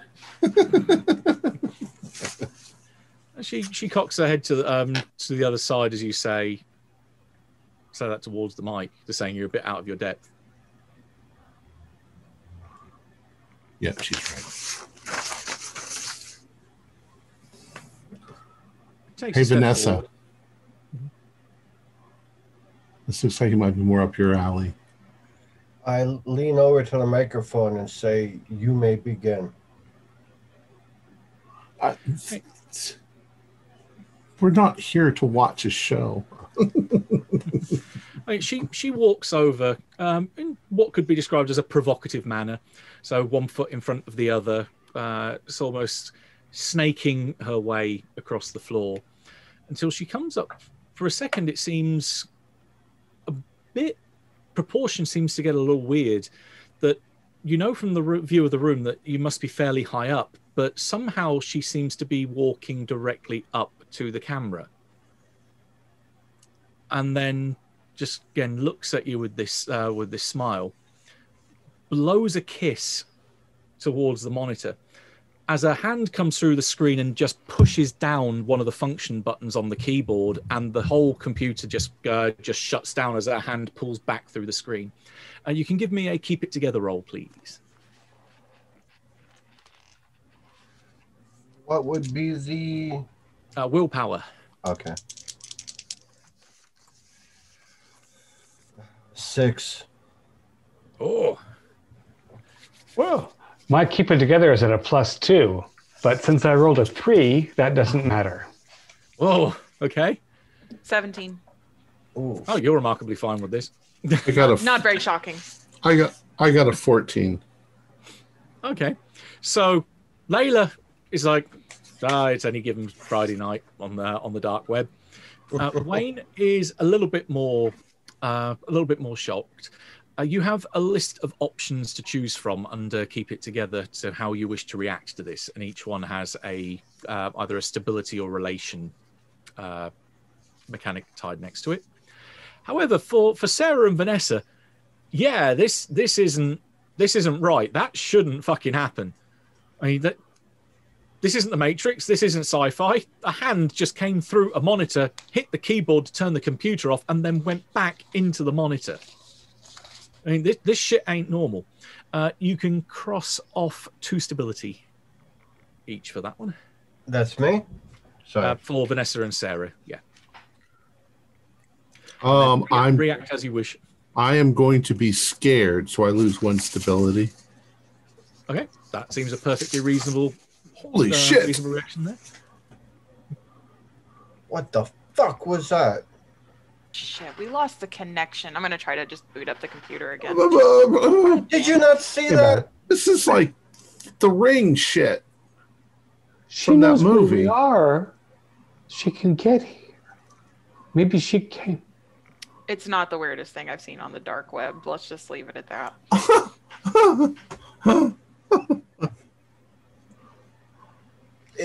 Is there like 3D technology or AI connected with this, or? Not as far as you can see. It looks No, like a I'm regular just- PC. I'm trying to rationalize this. Question for the GM. If I lose a point of stability, does that mean that I cross off the very first thing? Yeah, I'm no you longer effectively composed. You have the box. You have a level equal to the box that has yet to be crossed off. So as you cross off composed, Oh. so that will bring you down to uneasy. Okay. So if it says unfocused, -1 disadvantage, is that for all rolls, or? For any rolls connected with your disadvantages, we did the rolls for your each of your disadvantages before we started recording. So you are Right. good for that for the minute. Okay. But when you get down to uneasy, you say you've got -1 disadvantages there. When you get down to shaken, you'll be at -1 to your keep it together rolls, which is the roll you just made for your Right, willpower. right. So yeah, there are cumulatively worse consequences the more fucked up you get. So you Layla, can we focus on every camera recording possibly and not connect to that site and send a clearing again? Because I don't Yeah, think it's okay. safe All to right, connect to Sarah. that. All right. We won't touch that camera No. again. Can you replay Send to that? me. We were recording. Yeah, So I need I'd like to see try that to at least again. retrieve the recording. Wayne, come on. I'm not going to get on the damn site again. I'm just looking for the recording. Stop giving me that look. No, I want to see that again, actually. I want to see how that records. A trick of the light. Yeah. You didn't push any buttons, right? She pushed the button. Yeah. I didn't touch anything. It's magic tricks. Magic tricks. You get the computer loaded back up, and yeah, your recording is there. Thankfully, it has the program has a like a backup for if your power outage happens while you're in there. It basically has like a temp file that it's all dumped everything into. But that little shortcut for the VPN is gone, but your recording is there. See, now we can't even look, Sarah. We can't even get back to it anyway. It's gone. I'd like to look at the recording as it appeared when we watched it live. Mm-hmm. And does anything strange happen to the recording itself when we get to the point where she reaches through the camera? It starts to go to static very quickly, and then Okay. the whole image just breaks down. So it starts almost like a radial effect, as if where her fingers would have gone through the screen, it then starts to spread rapidly from there, and then just the whole screen whites out. Can you So, keep that recording? Yeah, well, I'll save it externally. I don't want to lose this. Now, something just crossed my mind. People, at least the people I saw in that room that night, had money. And I'm talking about money. People must pay maybe even millions of dollars to watch this sick shit. Do you think this, and I look over at her body, she's in the room, right? The daughter, the dead, she's in the room with us? Corpses. Yeah. You think this sick fuck was paying to watch this stuff? Maybe that's why there's no money? I don't know. The person was taking command. Like, you said something through the mic at that woman and it seemed like she heard us. It's almost like whoever's sitting in this chair is in charge, maybe. I think maybe she got obsessed and was paying every penny she had to watch this shit. Or maybe someone killed her and this posed her in this way, like a message or something. The CCT was turned off in the house, though, when this happened. Otherwise, we'd watch that film. Yeah, that's true. Yeah, but if she was going to come up here and clip up and plug in and do all of her stuff, she wouldn't want that recorded. Except how could anybody watch? No, she would be able to access her computer, but she's not going to put incriminating evidence of her masturbating in her house. There's no camera in the safe room, I assume. Yeah, but I'm sure she got dressed in her room and walked. Well, if she wanted to keep it a secret, rather than turning off the CCTV, she would just get undressed in the safe room. Yeah, I'm just. We don't. And somebody took the handcuffs off. Where are the handcuffs? I'm going to go through the house again. Do we have any CCT video of her turning off the CCTV? You know, reaching for the button. Or do we not see her turn it off? We just assume she turned it off. Because there's no camera in this room other than the webcam that's on the computer itself. The last images you get are of outside the corridor, Audrey going into the safe room, and then in the time it would take, you think, for someone to walk across the room and push the stop button, that's the time delay between her going in and then the feed cutting. And the rest of the feed shows that no one else was in there for the whole day. All right. And how is she dressed going into the safe room? Just in regular clothes. Looks like she went out for a jog and then came back. Okay, so in addition to looking for the handcuffs that someone took off of her, I need to find the clothing she was wearing and where in the house it's deposited. So hamper, kids' rooms, bedroom. You find the remainder of her basically like her running clothes out in the hamper in the bedroom. But you go through the house with a fine tooth comb. Those handcuffs are not here, apart from the fuzzy ones. But they wouldn't have left a mark like that. Right. Now, while we're looking through the house, is there a bar, a lot of liquor, maybe cut up straws, syringes, anything drug paraphernalia? Yeah, I mean, there's definitely going to be a little bar that they've got set up in the main living room to host with, but there is no drug paraphernalia whatsoever. Does the home security system, because I know some of them do, record like door opening, door closing, front door open, back door opened? Was any of that disabled during this window of time where everyone was killed, or was that active and we have like a log of it? It's just the cameras. Okay. So yeah, you have a look through when the various external doors were open, and the last gap before people turned up here and the security turned up here was Audrey returning home that night. Okay.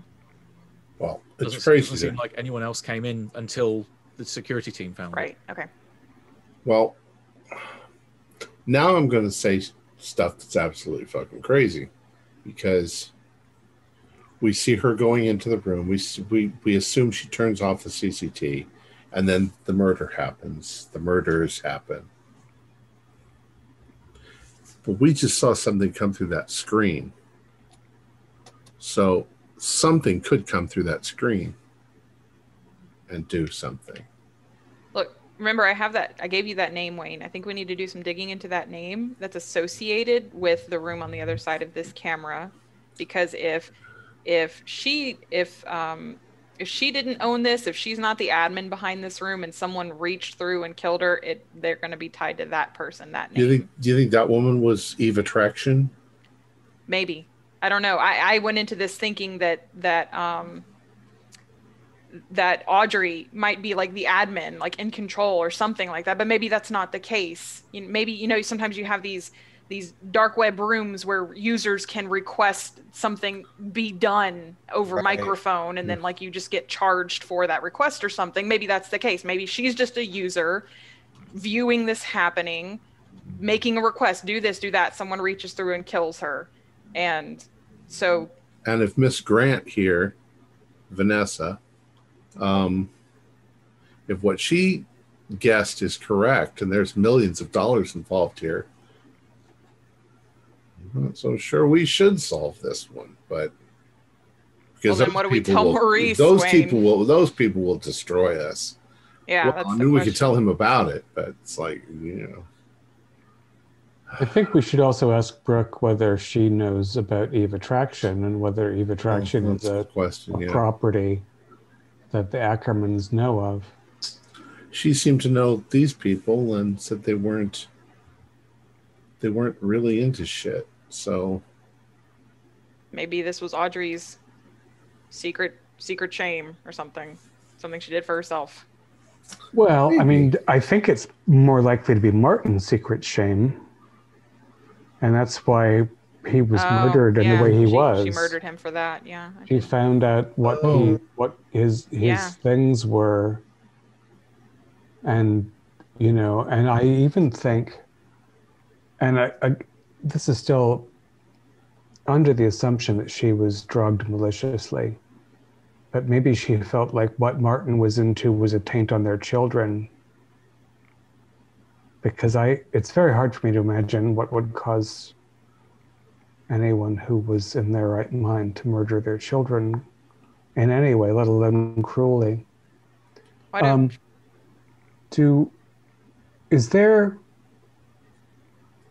would like to test these pink pills, but I don't have a lab and I don't want to take them. Well, I'm a private investigator, so I can have them tested. Well, that's going to be slow, isn't it? I've got connection. Well, it's going to be slow either way unless we all know chemistry. Do you know chemistry? I mean, not enough to taste it. Right, yeah, we don't want you flipping out.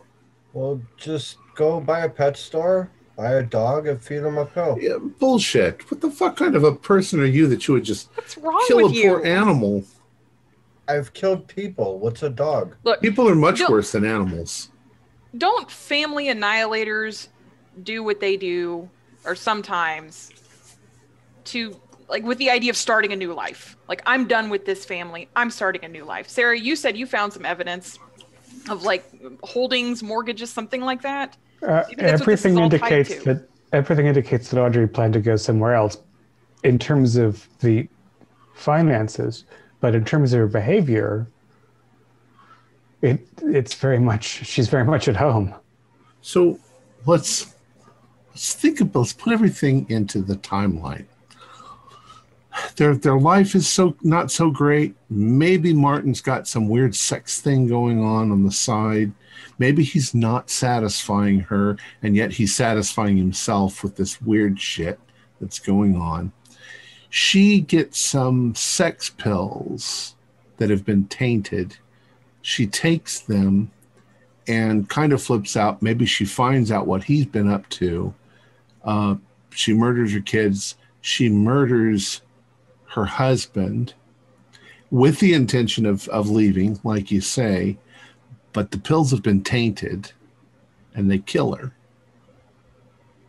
And that's the end of the story. That's not even the end of the story. All that is just normal bullshit that happens in this world.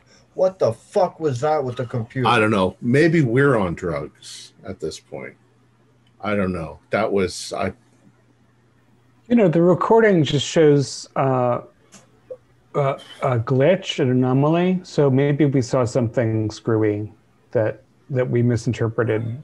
And watching it again, we could see for what it was, because it's impossible to reach through a flat screen. Look, I got a guy. We can have this analyzed and have some information on it tomorrow.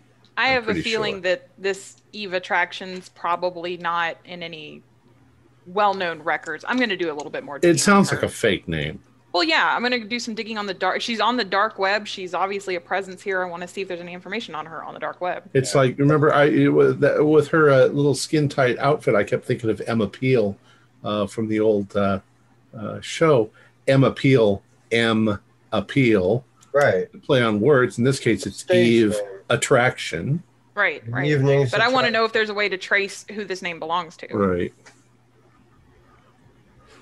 See if there's porn with Eve Attraction. Or how did she reach the fucking... I come back in with a bottle of scotch from the bar. Oh, could you fill up my... Yes, I don't normally drink on the job, but... Oh, I think I got a hit. I think I got something. Well, thank you. With a couple of rolls taking place in the chat. You probably want to use your own laptop for this rather than use theirs. Yes. Funnily enough, so you start tapping away and start looking through. Which option with your 17 would you like to choose from the list? Something valuable or important in addition to what I was looking for. Ooh, okay.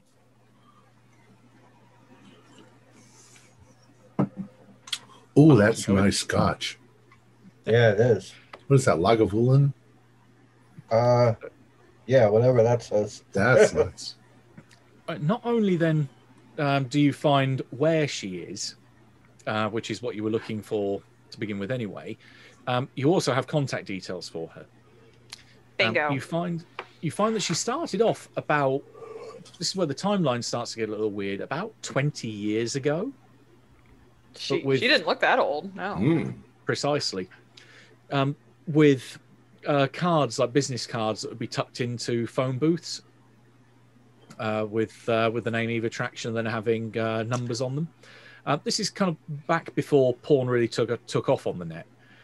That, especially in this kind of area that she works in, because she works in financial domination.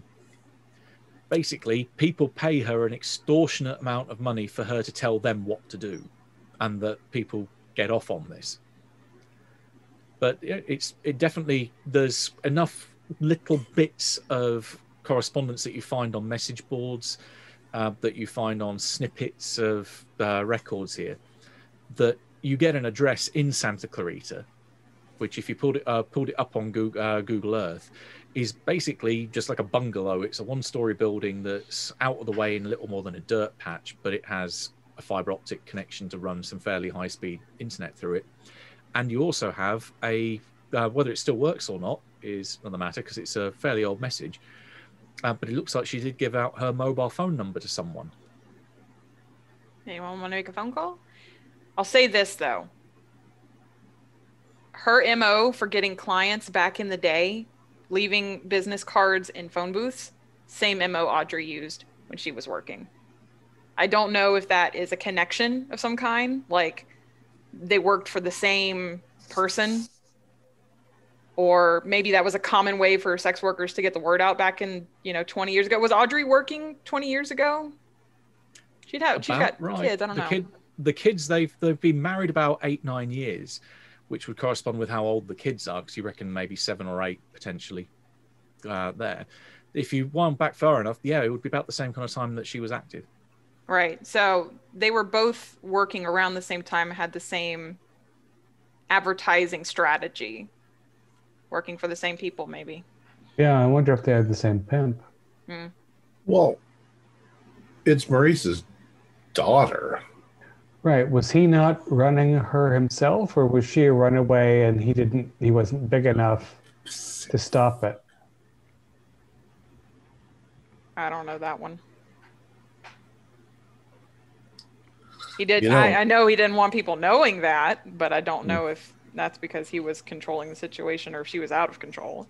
It also may be very well that when we start telling Maurice all this, he'll know exactly what the fuck's going on. Hey, Vanessa, you want to make a phone call? I got a number. Sure. Let's see if she can reach through a cell phone. Yeah, hold it like... Oh. Yeah, I was going to put it on speaker and hold it like this.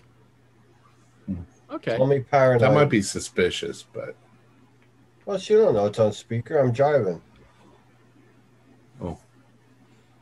Okay, you hit dial, and you wait. It rings. It rings. It rings a few more times, and then someone picks up. It's almost as if you hear the sound of it, almost as if someone's pulling a phone out of a drawer that they've just found that it's been ringing in there, and then they've picked it up.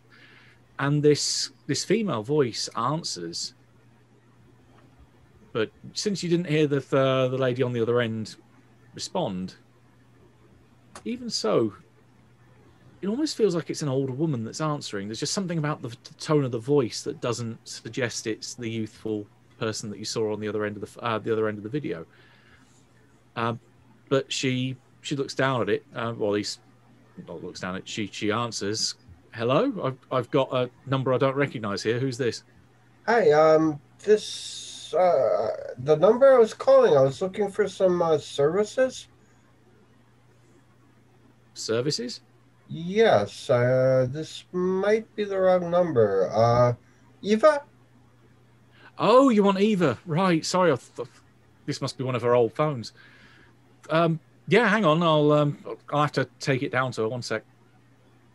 You hear doors opening. You hear padding of feet going down a corridor. You hear another door. She lives with her mom? Maybe not quite that much of an age difference. Oh, but how still, old is this Still woman? a difference. But yeah. At which point you then hear kind of cupping over the phone going, Eva, I've got someone for you. Must one of your old phones? And then if there's a response, you don't hear it. But then the phone's passed over, and this almost like seductive tone comes over the phone. This is Eva. Hi, this is Denise. Came across your number, and some people told me you could provide me with some unique experiences. Oh, well, what have they said? That you're worth every penny. Right, this sounds like a good chance for an influence other roll. So, do you want to give me a 2d10 and then plus your charisma?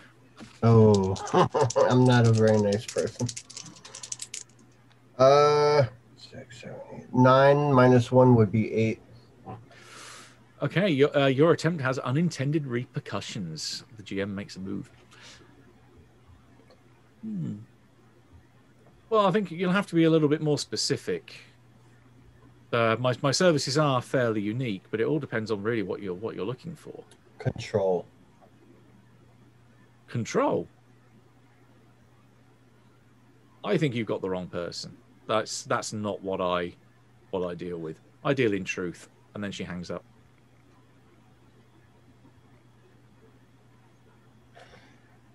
Was worth. Good It was shot. worth a shot. She deals in truth. Yeah, what does that mean? What does that mean? Oh, I got an address in Santa Clarita too. I don't know if I mentioned that to you guys, but Well, yeah. You pulled it up on Google Earth. oh yeah. Looks like a bungalow. Hmm. I bet you if she's making any kind of money, that's just the I don't know. That's the fake place or wherever. She's got to live in a palace if she's making Right, the kind of but- money Vanessa said. For the woman, which might not even be the same person that we saw in the video, which I don't think was, to turn down money, to turn down a client, and I hinted that I would pay, if you read between the lines. If you're saying that somebody referred her to you, though, maybe there's like a key phrase, something that Right. you would know to say to her. And she could tell just because you didn't know the right thing to say that you're bullshitting. Or Right. Yeah. If she makes a lot of money, she can pick and choose her clients too. So that too. if you sounded all fishy, she's gonna Yeah. And maybe just she doesn't, she could have been waiting to hear you out, but maybe she only services male clients or as anything. There's so little Yeah. you can tell over the phone. It's interesting though that she was like, that the phone was old and in a big house, but she's still there. with some older person. Yeah, and So, probably other Mom? people. It wasn't like she just like said, Well, Eve Attraction was operating 20 years ago. Maybe this woman's not Eve Attraction. Maybe it's the older woman who answered the phone. No, but you asked for Eve and they gave her the phone. Okay, I don't know. We saw a woman on that screen that didn't look like she could have been 19 or 20 years old. That's what I'm saying. right. Could that be Eve? But when we asked for Eve, they gave us Eve. I don't know. I don't know. Maybe The woman it's on the like, screen looked like she was in charge. Silk Spectre, and it's just like every generation is a new Eva. Maybe. Yeah. Yeah. Do you guys want to drive out to Santa Clarita? Yeah, I want to get out of his house, but I don't think we've seen everything. I know I'm obsessing over it, but you did see a hand come out of that, and I point kind of menacingly at the screen. We thought we did. Yeah, take a chill pill, smoke a joint, do whatever you have to do to move on from all of that. But What, a chill pill? let's keep moving forward, please. It's not on the recording. In the recording, it's just haze. So I assume. I mean, and I will say, even maybe there was something. Maybe there was intentional distortion there that confused us, but it's obviously not possible. Well, I see we give the place one more quick once over because Bob and Mike down there, they want to clean up. Yeah. Oh, I wanted to ask Brooke something too. What was it? Did we ask? We haven't asked Brooke about Eva, have we? No. Oh no. I'm gonna go and ask. I'm gonna seek a private conversation with Brooke. Everybody else has had one. I'm going to pull Vanessa aside for a private conversation. All right. Now I'm going to do once over, make sure that I haven't missed anything. Vanessa, you seem very unsettled by what we saw. Is this the first time you've seen something like that before? Yeah, I mean, over in the desert, I mean, I've seen body after body and never, but this just, and I kind of make sure that scared the shit out of me. Got it. All right. Okay. Why, have you? No. Don't worry about it. Look, we got to do some work. Let's do some work. She gives you like a sideways glance, not, like, If you're a little dubious about that response, you can read a person, Oh, yeah, I'm going to then. That would be... Roll plus intuition. Intuition, yeah. It's a straight roll. 2 10s. You may ask 2 questions. The first one of those on that list is probably one of the ones you're thinking of. It's on the second page of the player move sheet, the one in the middle at the top. And then you've got a list of questions underneath those examples you can use. So, what's being hidden from me? Well, how would Layla respond to that? Because it's directed at your character. Got it. Look, Vanessa.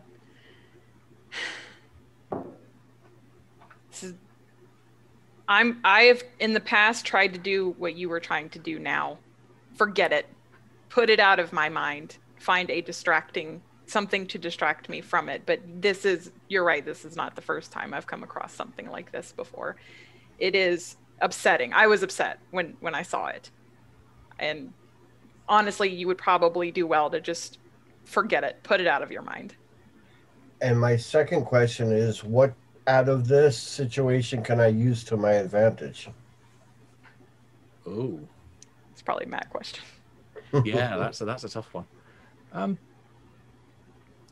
Nothing you can think of at the moment because you might not have the direct context for it.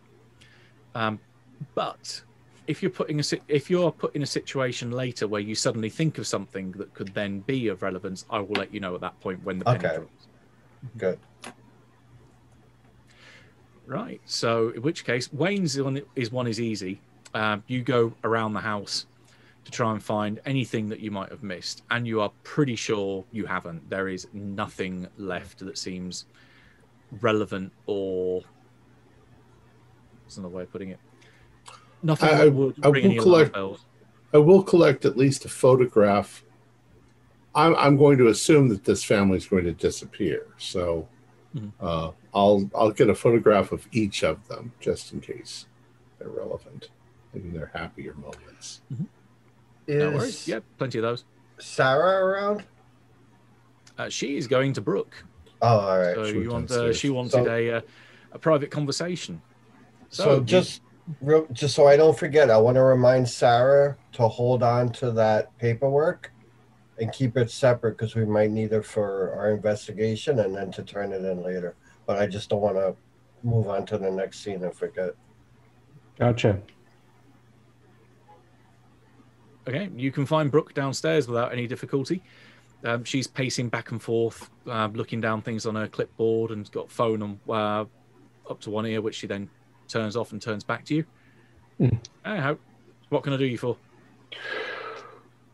Well, Brooke, it's obvious that you knew things that you didn't tell us while you wanted us to figure out what the hell's happening here. Which I don't know why you would want to slow things down like that. Some things I need to know. What have I not told you that would have been of help? Well, I mean, I didn't know anything about where this Audrey came from, for example, and that's pretty important. Well, like I said, there's certain things that we think you need to know, and I'm pretty sure you don't need to know anything about her past. All right. Well, you're probably wrong about that. If you actually want us to figure out what's happening here, we probably need a bigger picture. So what is it you're not telling us?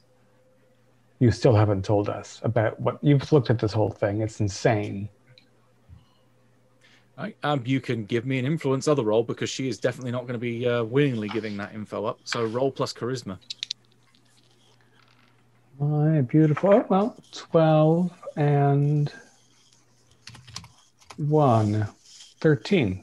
Not bad.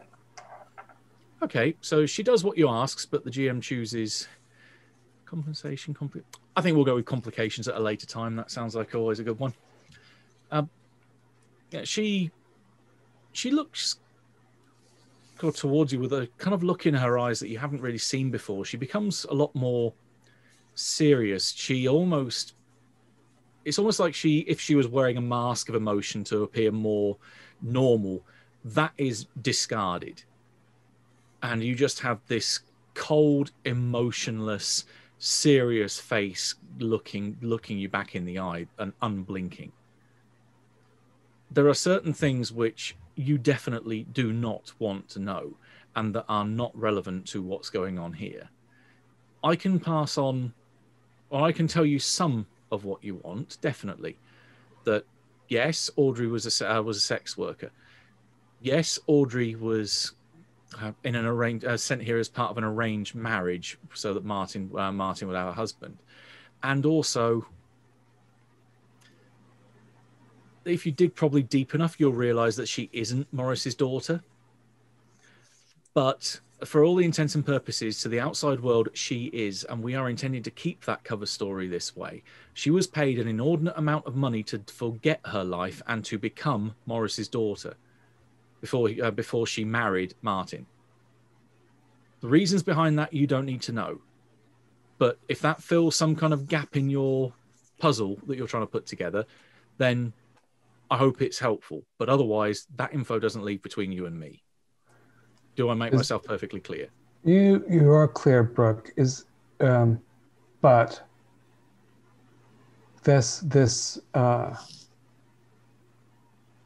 charade that she was his daughter, is that to protect somebody else or to endanger her? Or, I mean, what rationale? She was paid an extortionate amount of money to perform that service and take on that life. I think you can read between the lines and work out that it's the former of your statements. This was to help someone else. Okay, Brooke. Well, we're going to do the best we can under these circumstances. You understand that trying to uncover truths while maintaining secrets is a little bit of a fool's game. I am well aware of that kind of tightrope walk. I do it a lot. Yeah. And she kind of, again, just looks at you and pauses for a moment. I think we need to have probably a lengthier chat about certain things after this is all over. And you might be able to understand a bit more where I'm coming from on that. Very well. I hope it'll be over soon. Me too. Thanks. I'm going to, and at that, feeling dismissed, I feel like before we leave the building, I should look at the children before I leave. And the bodies are still there. Something. You've got the two guys upstairs, again with their gloves on, sitting around with their cases full of cleaning material. kind of idly talking to each other, over kind of looking sideways glances at each other by the front door. You reckon how long that took the poor kid to snuff it? Oh, no, probably a couple of minutes. Yeah, you know what they say, a couple of minutes can feel like an eternity with that kind of... yeah, what a way to go. And they just seem to be quite casually talking about the corpse in front of them. So going over the kids' rooms in order down the hall, the computers are turned off and they were probably pretty clean, but is there anything that stands out in other kids' rooms that suggests any history that's of interest or secret or event of tonight that was in, like, were they playing with their Legos when someone came in and throttled them, or...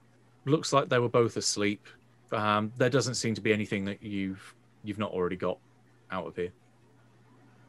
Then let's get the hell out of this house. Mm-hmm. Right, is everyone leaving at this point? Yep. Okay, boys, you can take over. Brooke, there's kind of a cheer from behind you of "Yay!" and then they proceed to play rock scissors paper, and the one that fails is evidently the one that gets to pick up the bits of bone, brain, and blood out of the carpet, while the others get the easier work.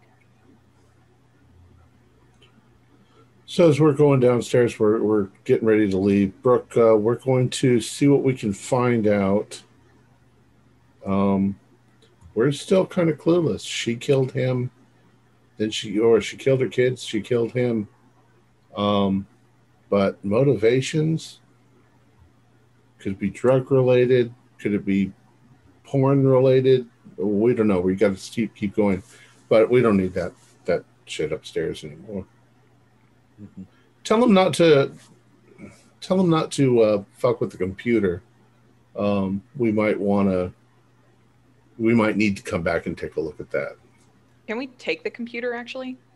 Yeah, Brooke says that got in response to that. Well, yeah, I mean, we were planning on taking the hard drives anyway. All right, I'll go get it. If you want to take them, then yeah, just make sure they get back to us when. Layla, do you need the monitor?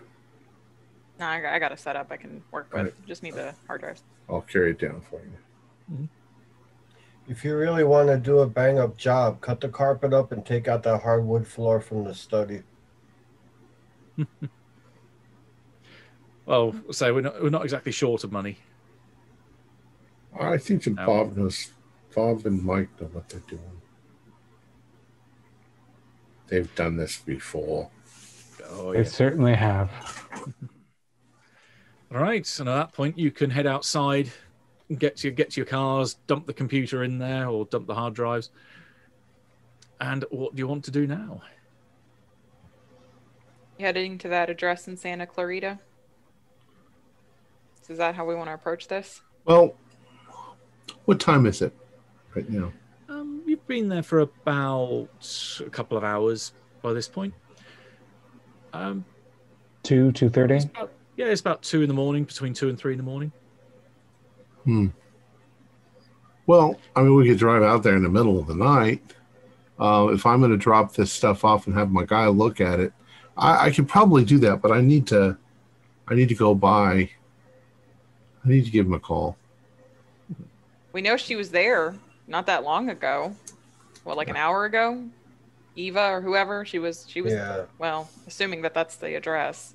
It's just a matter of whether you want to, take care of it in the middle of the night or do it in the morning. Well, we could go and stake out the place. Pick up some coffee and sandwiches and watch the house, see the comings and goings. Find out what time she leaves, where she goes to tomorrow morning, maybe follow her. That's long term. I think that we just need to see whether it's even just a false, like that's a bungalow of a family of 3 nobodies and we've been misled. Well, because then we have to start over. So I want to head there. I want to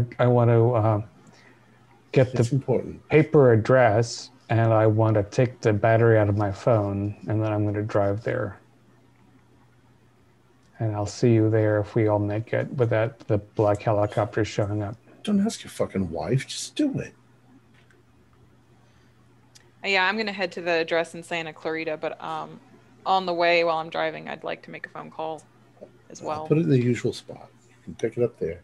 Okay. And then just do it. So we're going to do a convoy there? Tomorrow. Follow each other? Thank you. I've got a, well, yeah, you got the address. Are we going to do a convoy? We can't do a convoy. I got to drive by my office and drop this off. And Convoy's then a little conspicuous, too.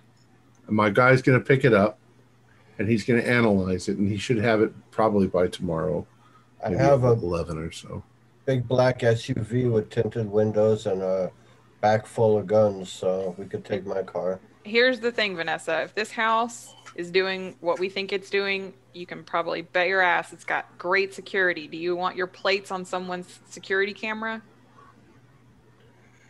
Well, I'll walk over to my thing, pull down the hatchback, pull out some plates, zip them onto the... All right, there you go.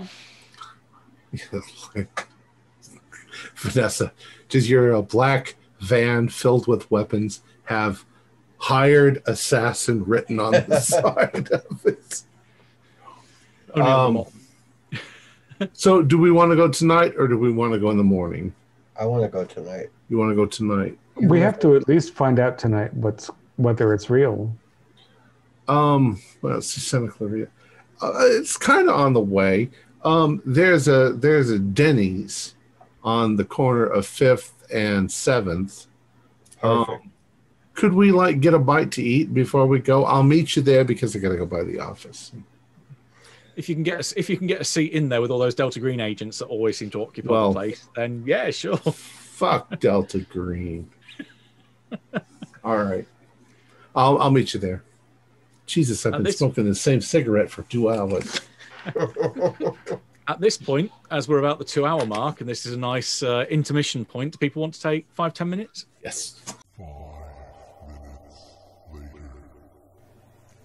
So, en route to go to Santa Clarita. So, I think there was mention of a phone call. So, Layla wanted to give someone a shout. I do. I want to call Elaine. Okay. So, all right. It's Lay.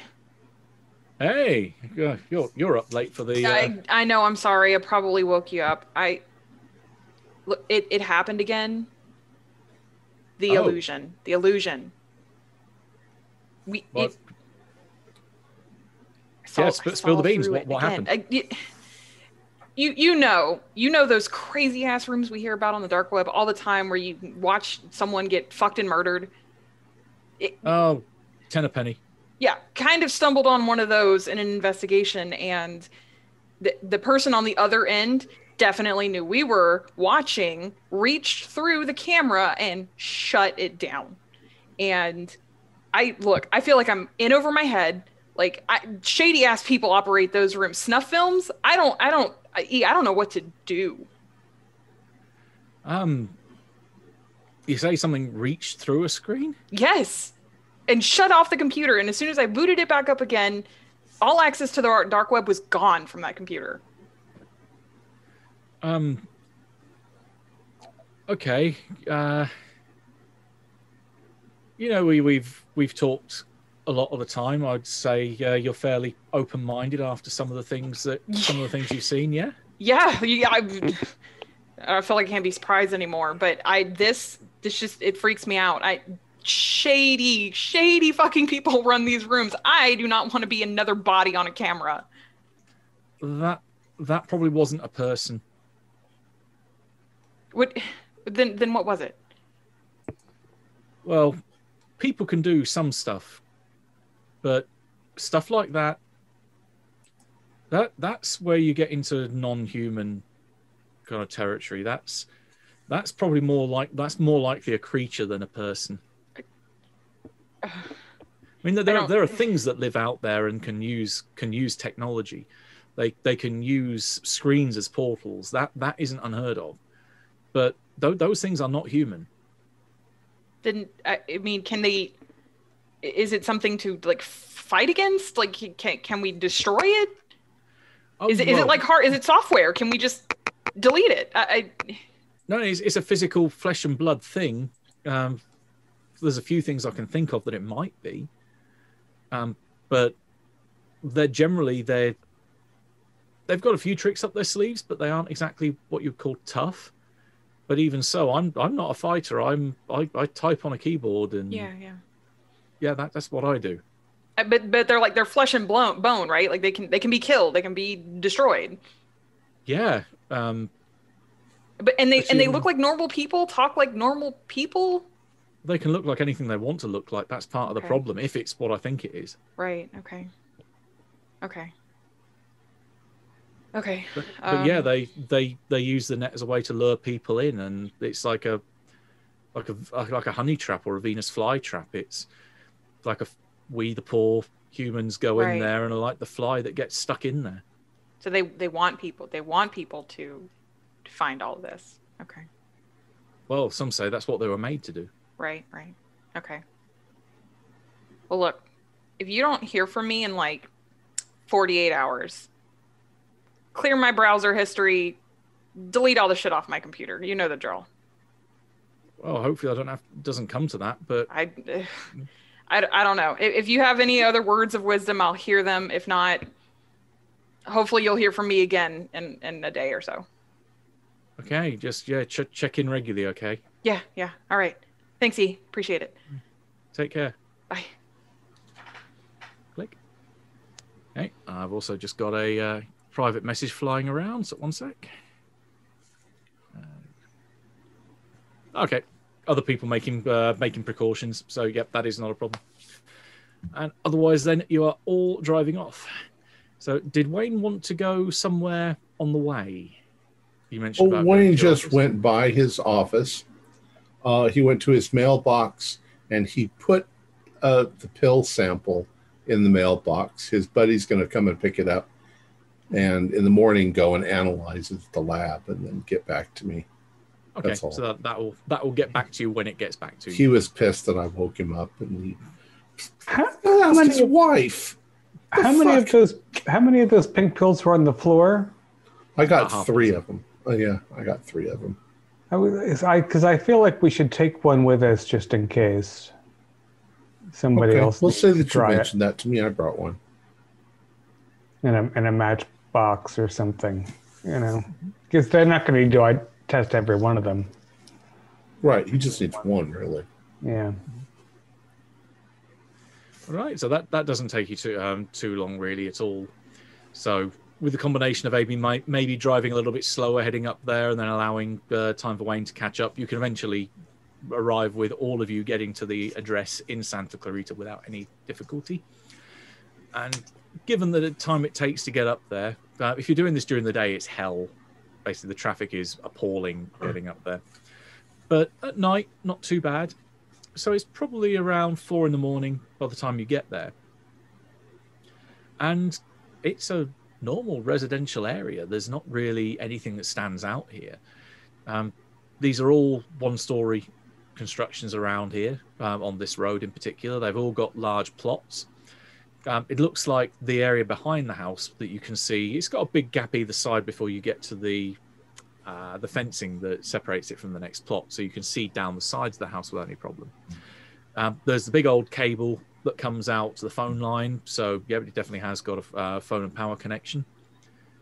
Otherwise, all the lights are off as far as you can tell from inside, and there's really nothing that's been done with the backyard. It just looks like overgrown grass for the most part that probably hasn't been cut in probably a few months at this point. There's an old Chrysler sat out front, so it's not exactly a flashy car. I mean, the house is well maintained, but doesn't exude money. But yeah, otherwise, the only thing that seems maybe a little odd about it is that it's evidently had some kind of extension work done in the past, because you can see that there's almost like not an antechamber, but an extension, like a porch that's been built on the front of the house, which wasn't there in the Google Earth shot. That it comes out like it's the size of a small room before it then goes into the house proper. So either it's like the world's largest cloakroom that they've got that's been bolted onto the front of the house. Where the door is, or just to the side of the door? It's been built where the door is, so that you have to go through this square room before you get to where the front door would have been if it had been left originally intact. Roughly 1 story, so about 8-foot high ceiling. Yeah, it's all 1 story. Enough to fit a big bed in. Probably not that big. That would be an interior room. I'm thinking of the image we saw on the computer. Doesn't look big enough for that, maybe. But is there a mailbox on the street, or is it on the house? Or is it a slot? On the house. And it's a slot that goes into the wall next to the door. The car's there. We can check the registration if you want. Yeah, I was just going to say, can you run the plates? Do you know anybody? Not at 4 o'clock in the morning. Now, I'm parked around the corner because I don't want to... Yeah, we're all being discreet. We're all being discreet, but we're gathering probably in front of the building, which is not that discreet, but at 4 in the morning, if you don't yell... Right, nobody's awake. How are the street lights?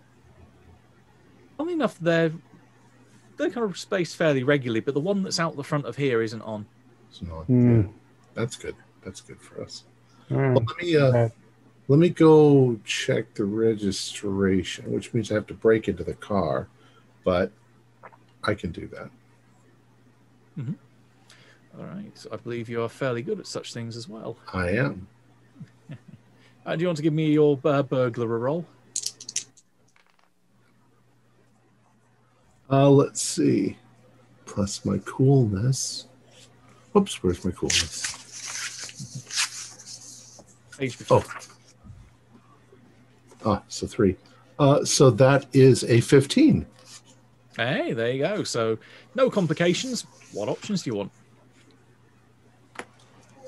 I'm sorry. Well, what I'm going to do then is glove compartment. Find the registration for the car. See if the car is registered under. Okay, so that will be you silently open a locked door within a few moments because there's no alarm on the car, so that doesn't go off.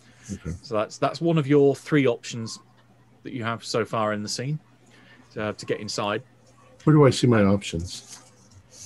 Yeah, they're below. Oh, I see. I do see it. Okay. Yeah. Well,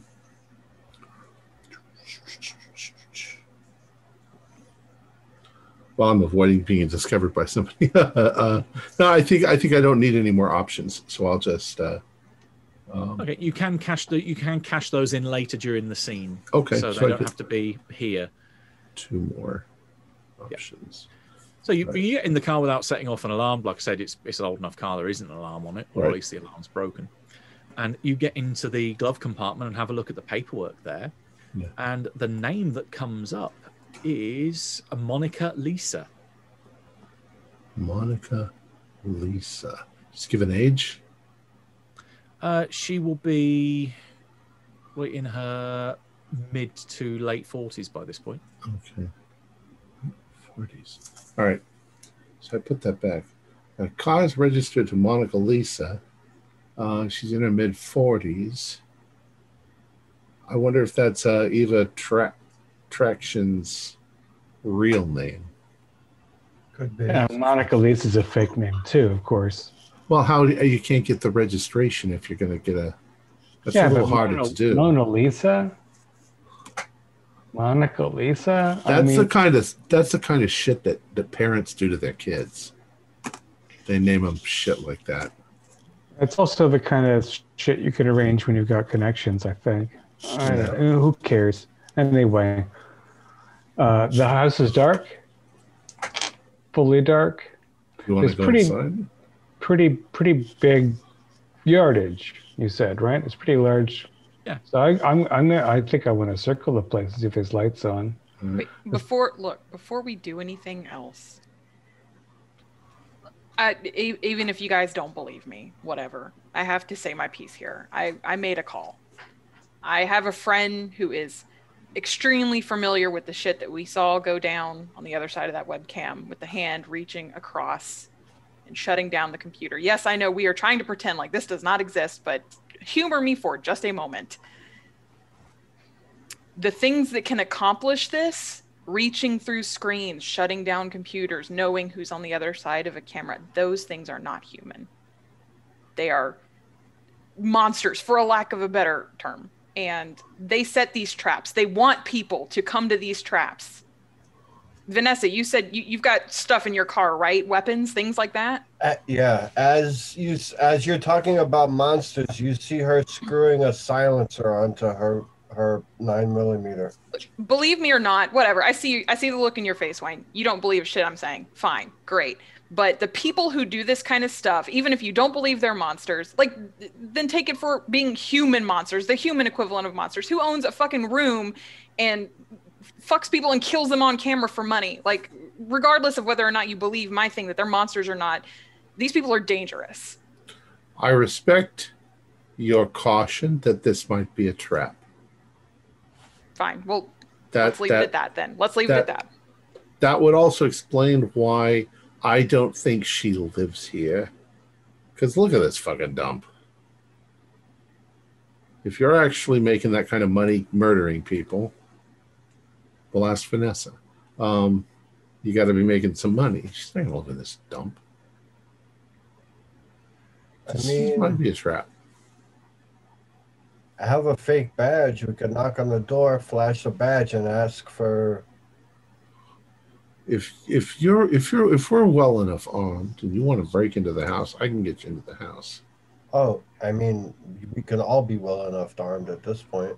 We should also be aware, like, if you look very carefully, like at the eaves, her reflections, like, it's not a nice Cameras.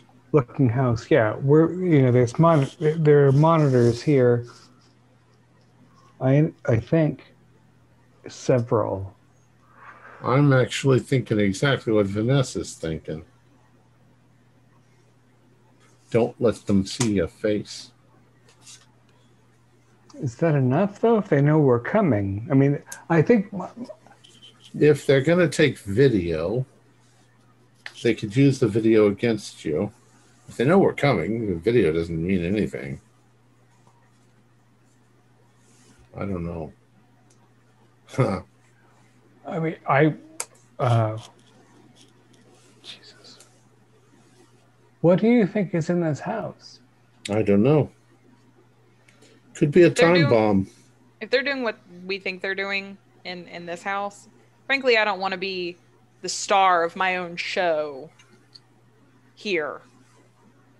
You know? Well, you mean we don't want to be tortured to death for the amusement of I don't, monsters? Yeah. Yeah. I'm on that team for sure. But I'm on the team of, like, not dying at all. Do you each want to take a front door and a back door? I'll put on night vision goggles, go in with Wayne.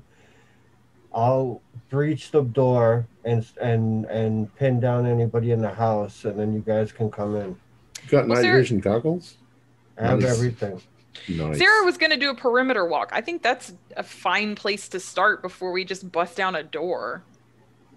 Well, why did you guys... suburban neighborhood. Yeah, the grass is dewy. And that silencer ain't going to silence much. Worst case scenario, we scare a poor unfortunate family. Best case, I get rid of a monster. And, worst case scenario, someone shoots you for busting down their door.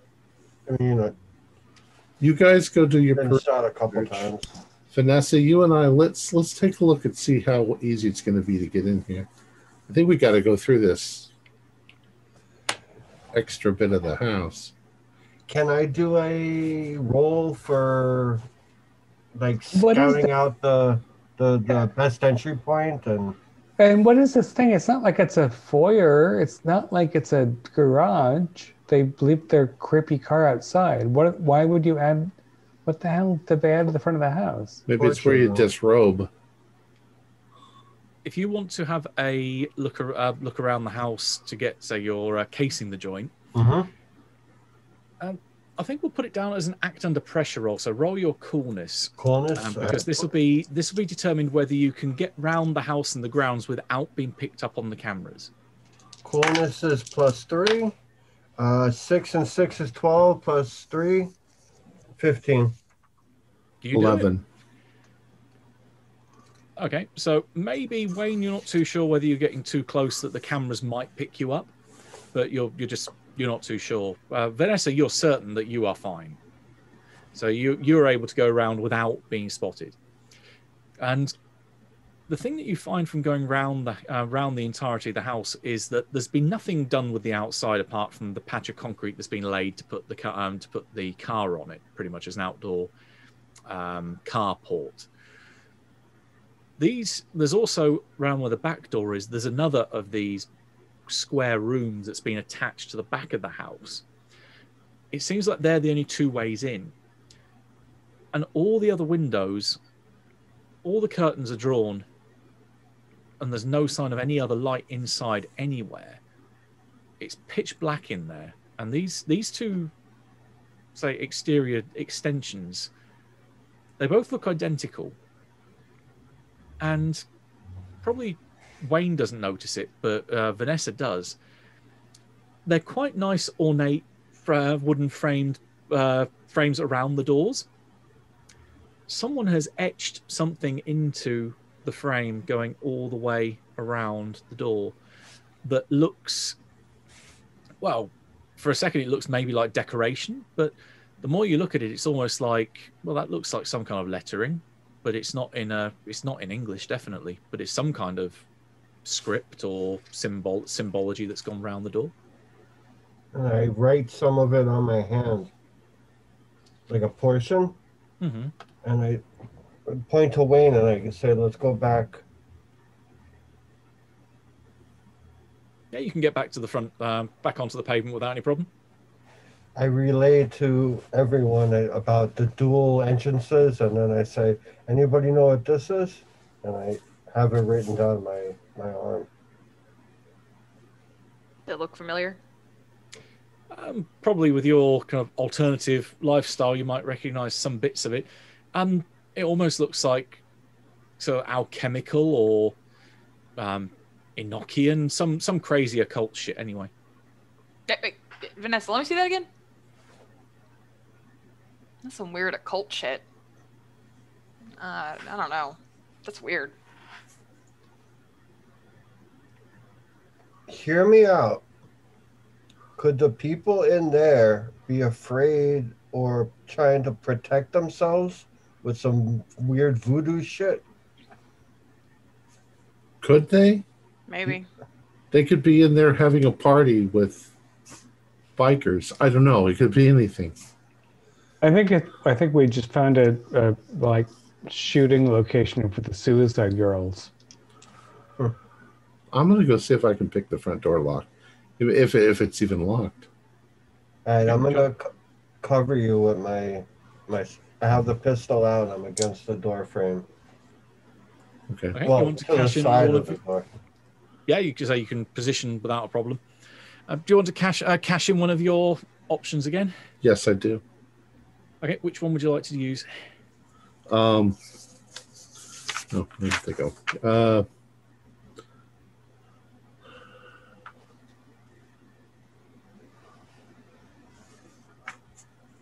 Where is it? You silently open a locked door. Oh wait, can I use that one again? Yeah, you can use them repeatedly. Yeah. I silently open a locked door with a few movements. Okay. Within a few moments. Yeah. You're not so worried about any alarms then. Right. Not so worried. Okay. You click open, and at which point the door swings on open. Pretty much, to anyone out on the street, it's almost as if you just put a key in the lock and turned it. So there's nothing particularly... What's the word again I'm looking for? Nothing dubious about this or suspicious whatsoever. Okay.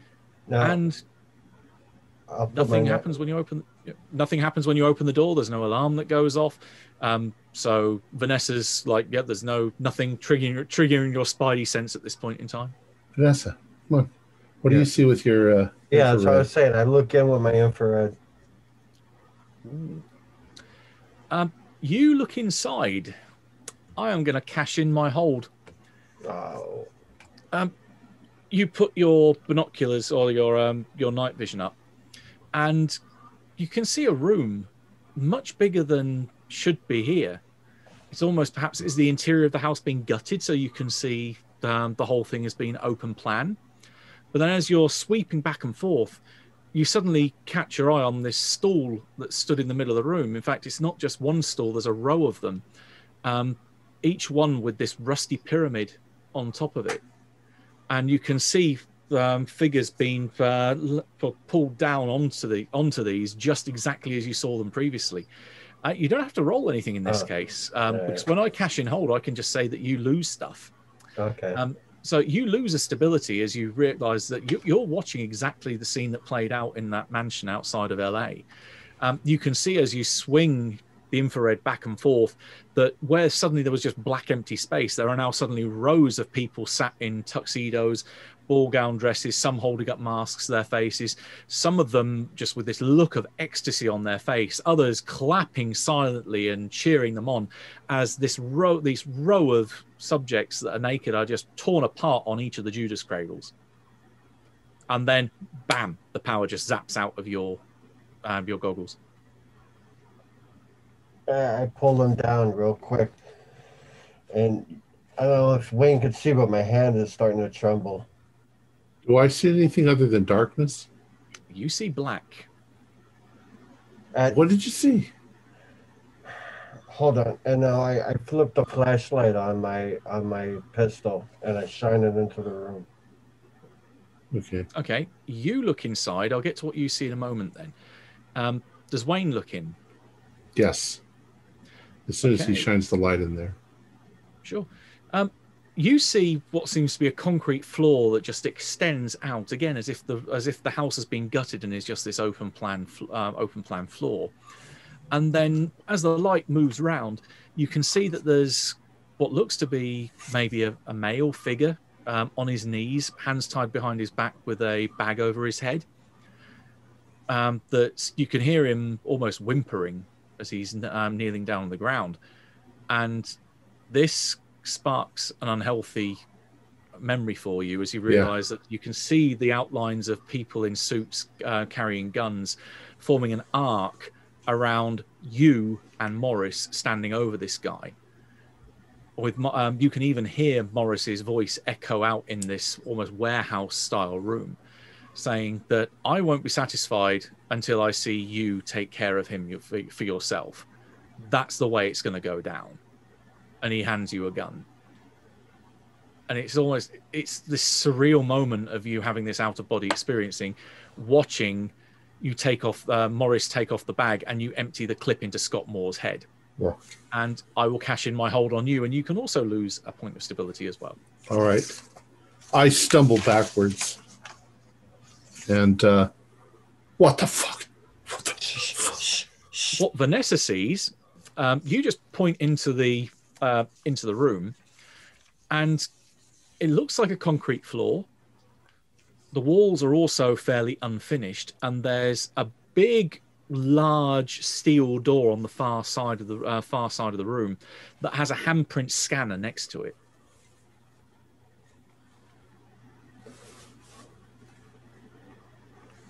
You see that scanner? I know something weird happened to me too. No, I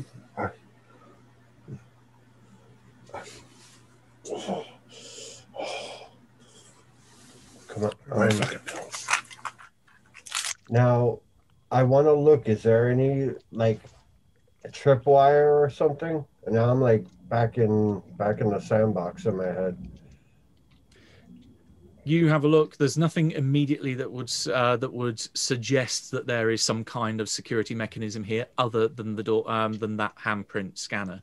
So I seems pull to be my that the hat real low, mm-hmm. and then I go in to look at it. But I'm trying not to get, if there is like a digital reader or something, I'm trying to cover as much exposed skin as I can. Gotcha. No, it looks like a handprint scanner. Nothing else in the room?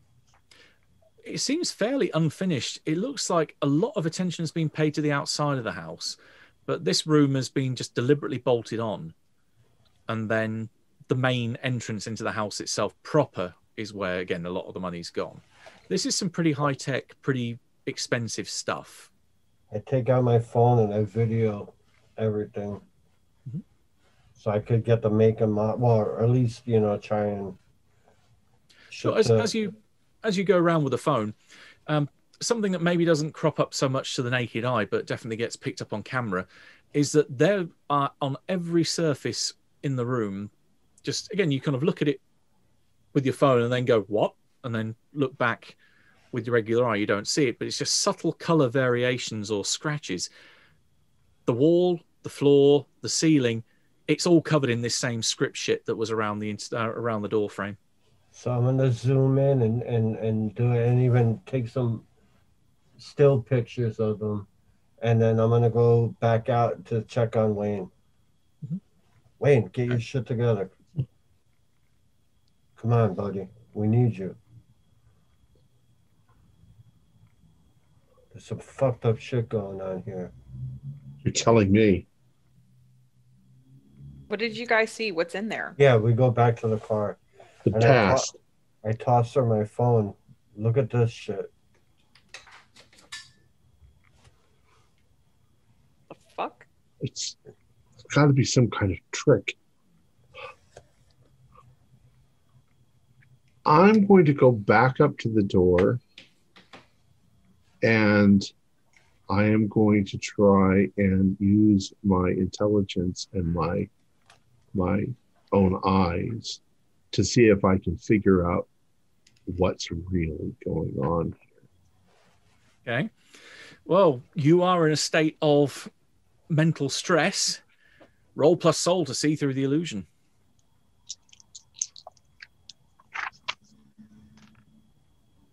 Ooh.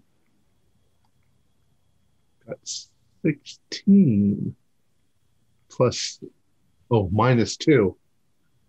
14. Snatching defeat from the jaws of victory right there. Right. That is, you see reality, but you also affect the illusion. The GM chooses one. I think the first one is easy enough there. Yeah, something senses you, because you have a look at this place for what it really is. Everything above ground is just a shell. There's nothing above ground here that seems to be relevant to you, but you have the impression that something is below the ground, below the basement. And everything in this room is designed as effectively a supernatural mechanism to try and scare you away by reflecting back your worst things that you've got deep hidden down inside of you. Your guilt, your self-loathing, your deepest, darkest secrets that even you don't want to confront. It tries to ram it in your face and get you to run away. I need to do something to keep from running away. Yeah. So maybe this thing has maybe almost partially succeeded, but now that at least you know what it's designed to do and that it is just your own memories being reflected back at you, that they have no substance. But also the fact that as you've gone inside, or at least one of you's gone inside, something knows you're here.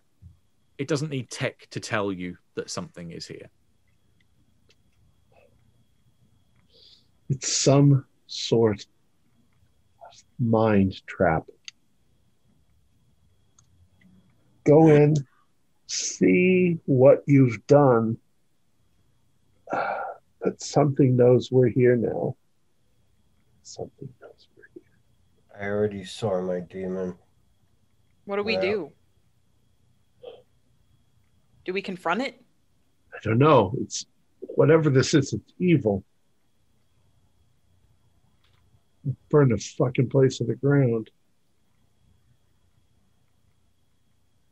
Yeah. Something like that. Do I think that there are active entities here? Because it's not an empty building, is it? There's something below the ground here. Something intensely evil.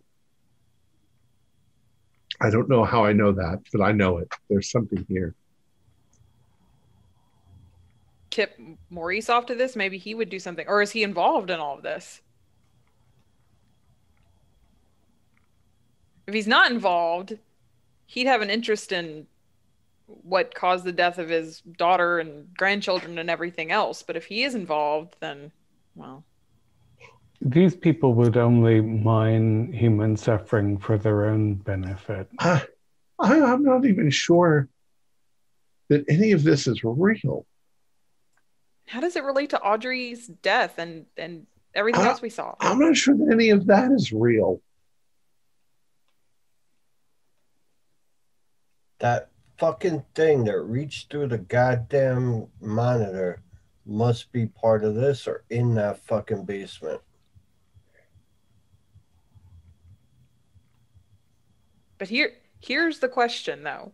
If Maurice is behind all of this and we've been sent here, we're fucked. If he's not behind all of this, that's a whole different story. But I don't like this. Is this what killed Audrey? Did she kill herself? How does this even relate to Audrey? I don't even know. But Maurice has nothing to do with this. Do we know that for sure? Oh, we know that. I don't. Well, we can't know anything. I don't think he wanted to make his own daughter's reputation worse, or expand the possibility for gossip. I think that and Maurice doesn't give me jobs usually unless he wants them to be really separate from his normal business. I just think I think we've come across something that's special and strange. Maybe the trick is to not look.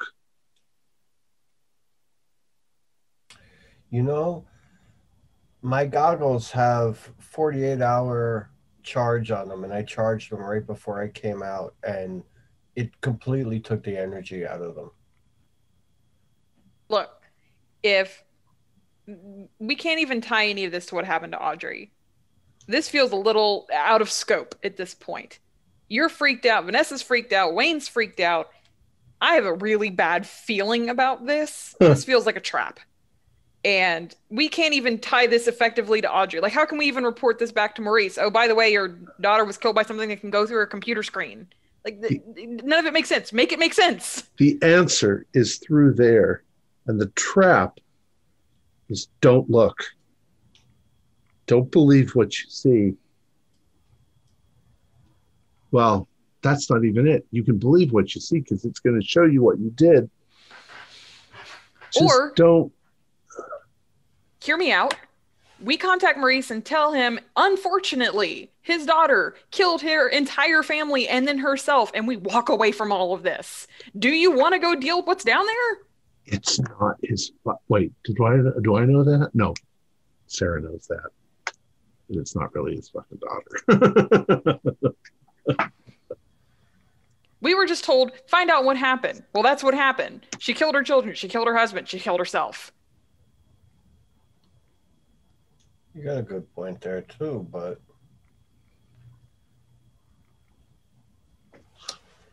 If I'm standing not right near the door, but a ways away, and I'm looking in that direction, can I see anything? Or is it black? When you're that far back, unless you've got quite a powerful light source, you're just going to see a black interior. Can I see your goggles for a minute? They're dead. Oh, fuck it. Wait, I'll try them now that I'm away from the building. No, you turn them back, hold them back up. Yeah, they're back on. Yeah.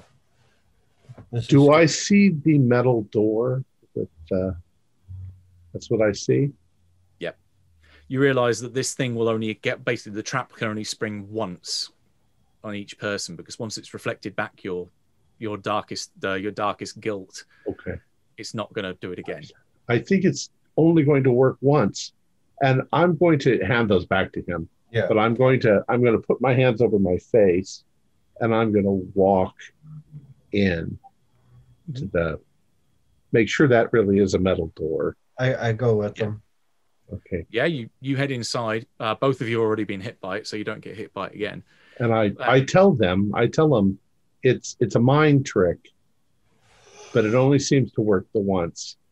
So steel yourself, expect it, and maybe it won't be as bad as it was. This is a terrible idea. Fine. Remember what I said. Monsters. Yes.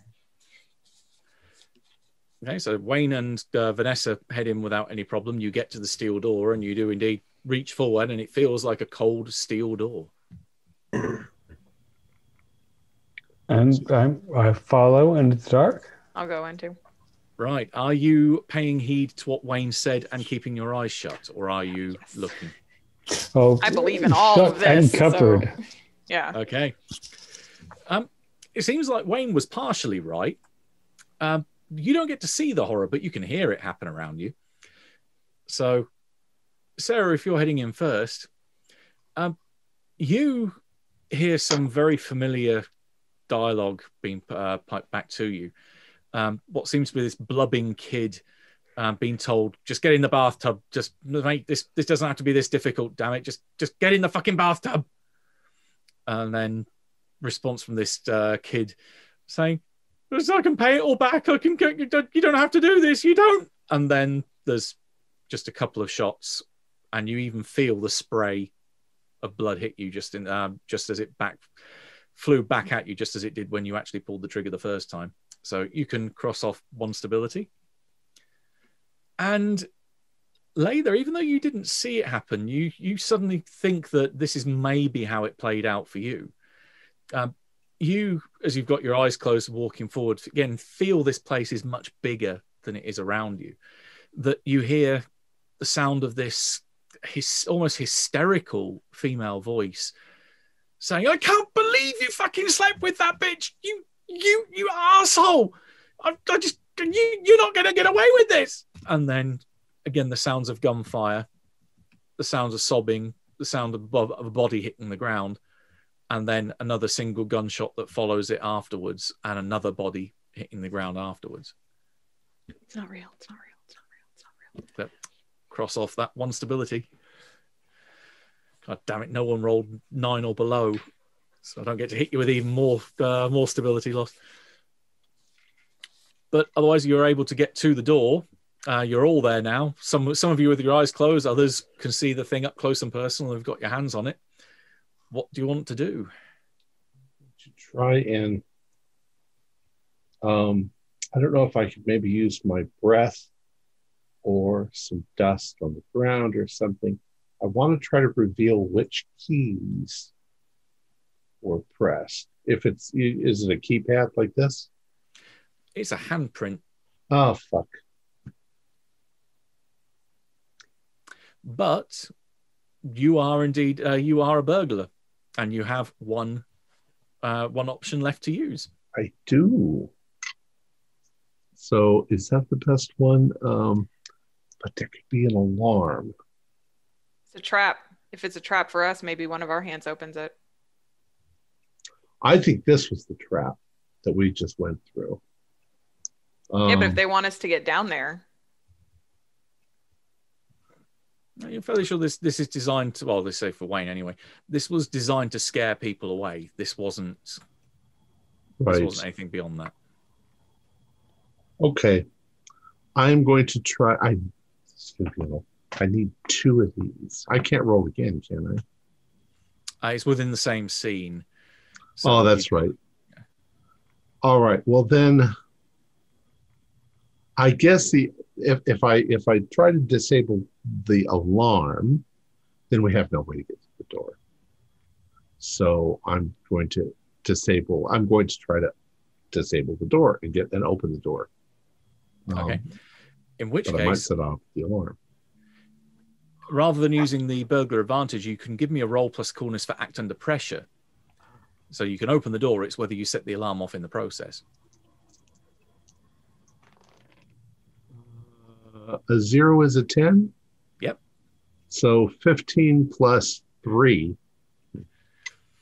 There is no alarm that goes off. You end up taking off the panel. You start connecting wires in different orders until finally there's a ping and the door just slides open. The wrong business. There we go. And before you is what looks to be a normal interior of a bungalow in Santa Clarita, but there is no furniture here whatsoever. The whole of the floor, the whole of the interior of the house has been gutted. What you find in the middle of the house, where the corresponding with the living room would be, there is almost seems to be a load-bearing structure now by the look of it, that it could almost hold up the apex of the roof. It's a cylinder with another door that opens up. You're fairly sure almost looks a bit like a lift shaft. Like an elevator. Yeah.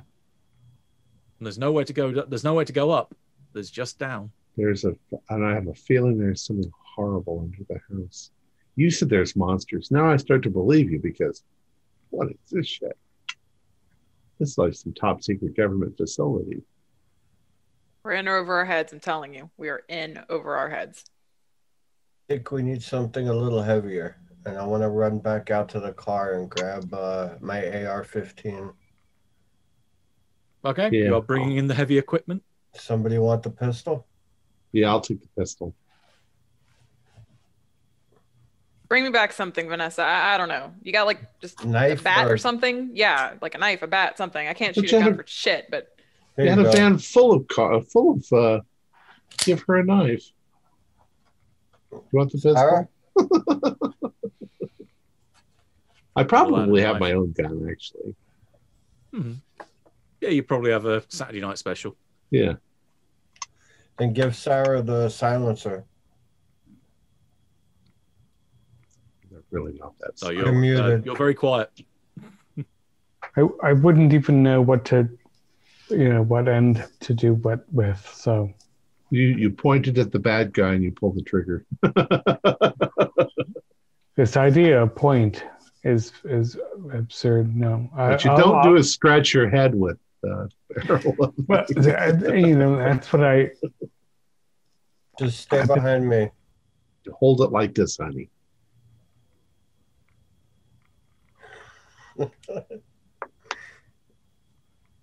Oh, that's what I get for having white dice on a white piece of paper. Couldn't find it. All right. So, is there a button for? There is. I'm gonna find out what the fuck's going on. So I hit the button. Now, Okay. sorry, is it an enclosed elevator or is it like a floor piece that just goes down? That's Two. enclosed. It's a Okay. shaft. Okay, so you can hear an engine, you can hear a motor whirring, and then after about 10 or 15 seconds, it stops, the door swings open, sort of slides open, and there's just about enough room for 4 of you to get in there. It's going to be fairly compact. It doesn't look as though this was designed to hold comfortably more than 2 people at a time. You know, whoever has this kind of stuff has money. And we've managed to get this far. Maybe they'll hire us. More money than what the fuck I'm making right now. I got no choice. I got no choice but to do whatever Maurice tells me to do. And I imagine you guys are all in the same position. Yep. But it's All another right. conversation for another time. All right.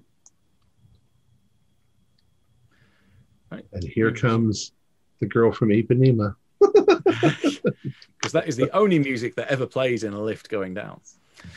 Pre-installed. Right. In which case, door shuts and you descend. You think probably about 20 or 30 foot down. You're going down a fair way.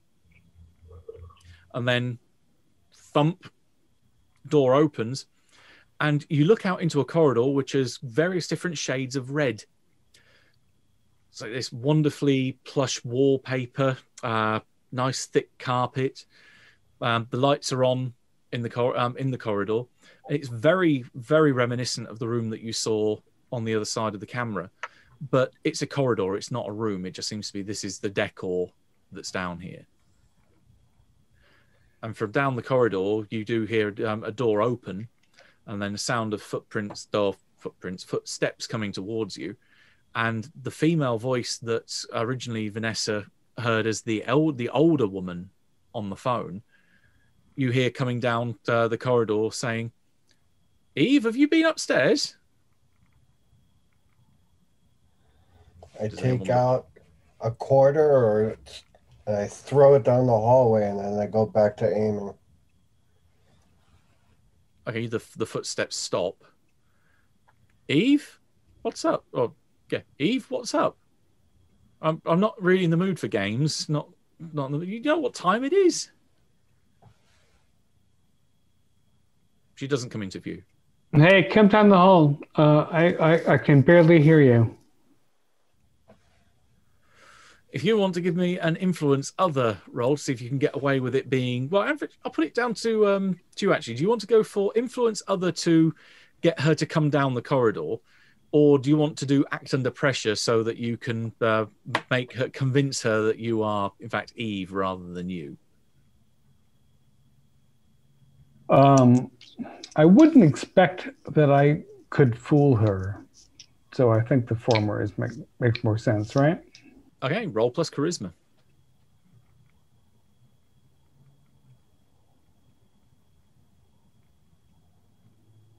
Well, that's a sweet 15. Well tonight. Oh, plus 1, sweet 16. Okay, in which case, because it has different effects for NPCs and PCs, she does what you ask. And coming into view is this, like you said, about maybe late 40s, you think? Looks still pretty good. She's kept in shape very well. She's dressed in this kind of silk gown, which she's got tied up in front of her. A couple of nice plush slippers that she's walking with. She looks into the elevator at that point and then just stops with this look of surprise and horror on her face. That's when she loses a kneecap. Oh my God. Oh, right. Do you remember when you shot the old lady with the cats? Christ. Is Right, it the woman from the video? No, it's not. Okay. It's her sweet old mother. Oh my God, we are so dead. I do one job and I do it very well. Just having a look at your advantages. Would it be violence or coolness?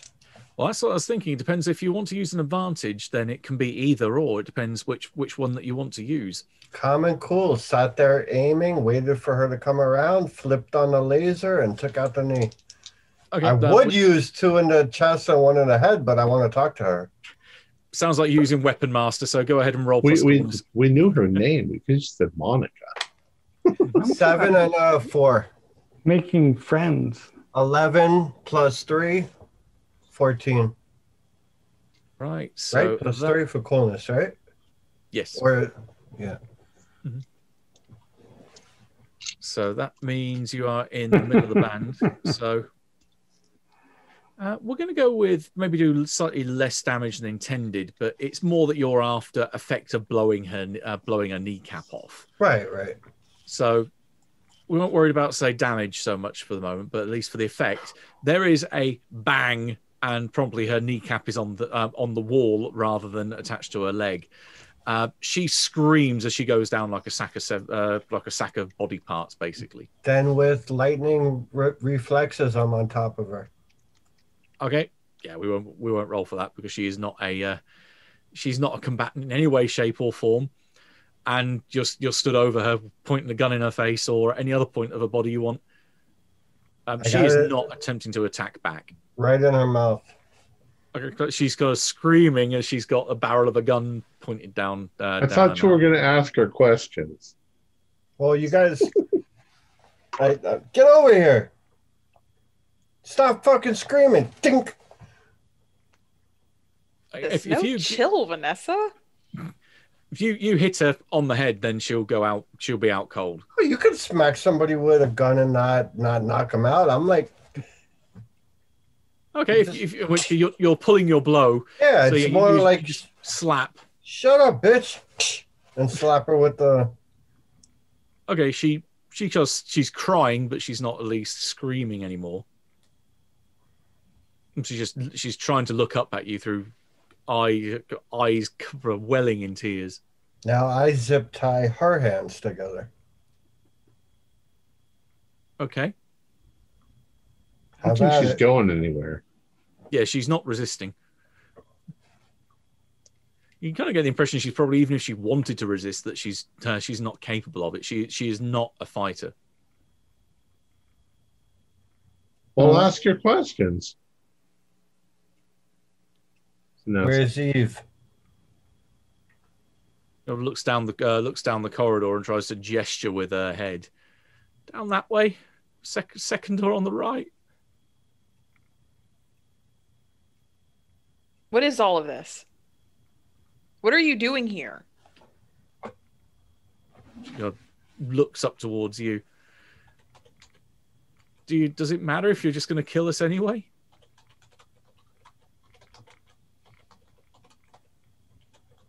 Does it matter who you killed on the way? I haven't killed anyone. Fair enough. What happened to the kids who passed through here? What kids who passed through here? So you haven't seen any kids be tortured? Oh, I don't torture anyone. What are you guilty of? Is being a victim guilty these days?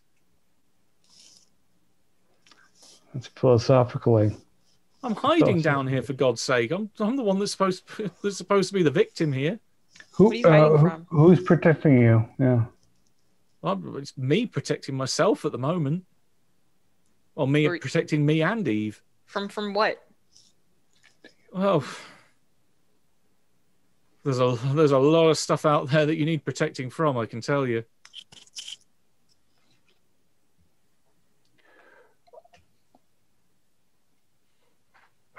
By this point, because replying to a private message, Vanessa is already stalking down the corridor and is heading towards the second door on the right, as was indicated. She's a loose cannon. There is a door there, and it does look, even from this side, it does look like the kind of the door that was on the other side, on the webcam that you saw. I listen You do? at the door. Hmm? Listen, I put my ear to the door. Okay, you can hear noise inside. You can hear someone moving around, and you think that definitely some kind of speech, but it's muffled. You reckon the door's probably slightly soundproofed. I look back over my shoulder at the group.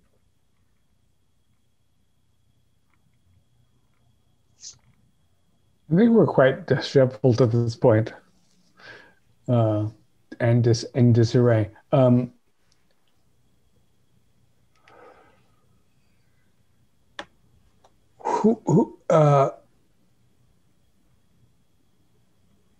do you think is most responsible for the circumstances we see right now?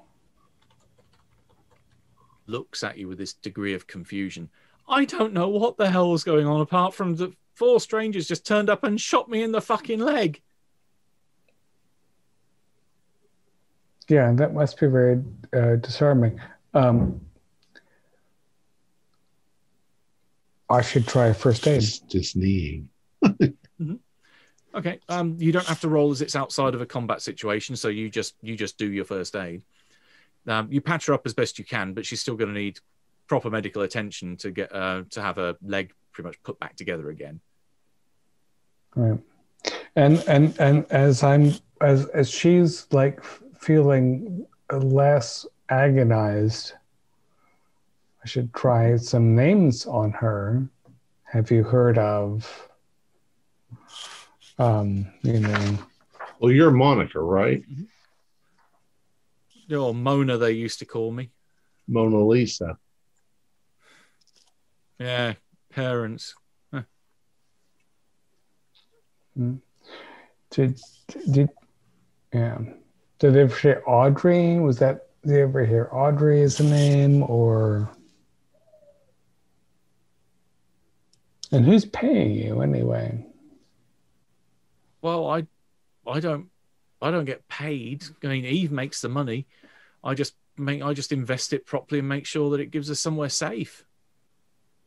I mean, that's paid for everything here. What is Eve to you? That's a complicated answer. Your daughter? I suppose on a fundamental level, she's a friend. She's a companion. Does she arrange for your financials? Well, she brings in the money. I just put it to good use. I mean, she hasn't got any. She barely even has concept of what to do with it once she's got it. It's not what they do. Does the name Candy Divine mean anything to you? She kind of pauses for a minute, and then there is almost like a look of recognition. She was a sex star, wasn't she? How do you know her? A prostitute, I think. Yeah, how do you know her? Well, I used to work in the porn industry. Well, Candy Divine did porn? She did a lot. She did a lot of things.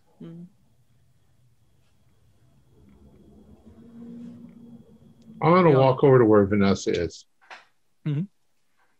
Yep, nothing's stopping you. But yeah, Mona says, "Yeah, I used to work in the porn industry until," and then she just trails off. Until what? Until my boyfriend at the time got himself killed. What was his name? Thomas Sinclair. Thomas Sinclair? Hmm. Well, that's a name I know. You've heard that name before? Yes. Who's that? Thomas Sinclair is Brooke Dawson's husband, or was. He was killed. I think you may have got your name switched around. He was the guy that killed Brooks. Oh, I'm sorry. I'm sorry. You're right. He was, yes, I'm sorry. He was, he controlled prostitution. He was, part of the whole thing in this area. And he was, he was killed. No, sorry. I'm getting my words all, So he killed what Brooke's husband. That's what it is. Sorry. Thomas Sinclair, who was this woman's boyfriend, controlled prostitution all around this area and killed Brooke's husband. We're all working for people we hate. I don't know how to fix that problem. What was that about Brooke? Her husband. Brooke's married? She was. He's dead now. What the fuck? Now, You've heard of it. While they were having that conversation and Wayne was coming over to me, I wanted to turn over and whisper to Wayne, I know you saw something, because I did too. That bitch on the floor and the bitch in this room are involved with some fucked up shit, because you saw that hand come out the screen too. I know you did. We're going to I wish you hadn't just shot the little bitch. I mean, what are we going to do now? We're going to call up Maurice, put him in the fucking trunk, and have Maurice torture the fuck out of him and do what he wants for killing his daughter. What if Maurice is in league with all these people? I don't care, but these bitches are rich, and if you want to get out, I want to take this money and get the fuck out of here. Fuck Maurice and fuck everything. We drop these two off at the door, we fucking abscond with the money, and we get fucking freedom. You don't know what the fuck you're talking about. There's no way I could get out of here or be free. If I could be free, I would have. I know how to be a burglar. I can get the fuck out of here if I want. I'm dead if I try to get out of here. This is all really fucking fishy. Like, can I gather everyone for just a minute? Well, I think I know what you're going to say. Have we been sent here to kill these people? Look, I don't know, but here, look. Let me pull out a whiteboard or something, because this is really fucking fishy. Monica says she was in the porn industry until her boyfriend died. Her boyfriend killed Brooke's husband in retaliation for Brooke defending the criminal that killed Thomas's brother, and then he went off into the night. He hasn't been heard from since. Now, Monica thinks he's dead, but this is all really and then Brooke is the one that calls us all into this to investigate this, presumably under Maurice's name, but who knows if Maurice actually asked her to gather us to investigate this. Do I have a way to contact Maurice directly? Yes. I've been sleeping with him. I am. With who? Maurice? No, with Brooke. With Brooke. I'm gonna literally. I'm like down on a knee, so I got my gun propped in one hand, and with my cell phone, I'm gonna dial Maurice. Okay. There are a couple of basically repeaters that give you signal to get outside, and you dial the number. There's a few moments that pass, and then silence as it gets picked up. You can hear the crackling of a fire burning somewhere in the distance on the other end of the phone, and then the voice, which you know is his because you've met him before, says, "Yes." Hey, boss, I'm really sorry to call you right now, but do you know what's going on with your daughter? You can hear him take this sharp intake of breath. I'm aware. I've been briefed. Tell me you've got some good news for me. I got one here with a bullet in her knee, zip tied, and I'm about to take it down the next one. But hold on. And I tossed the phone to Layla. Yeah.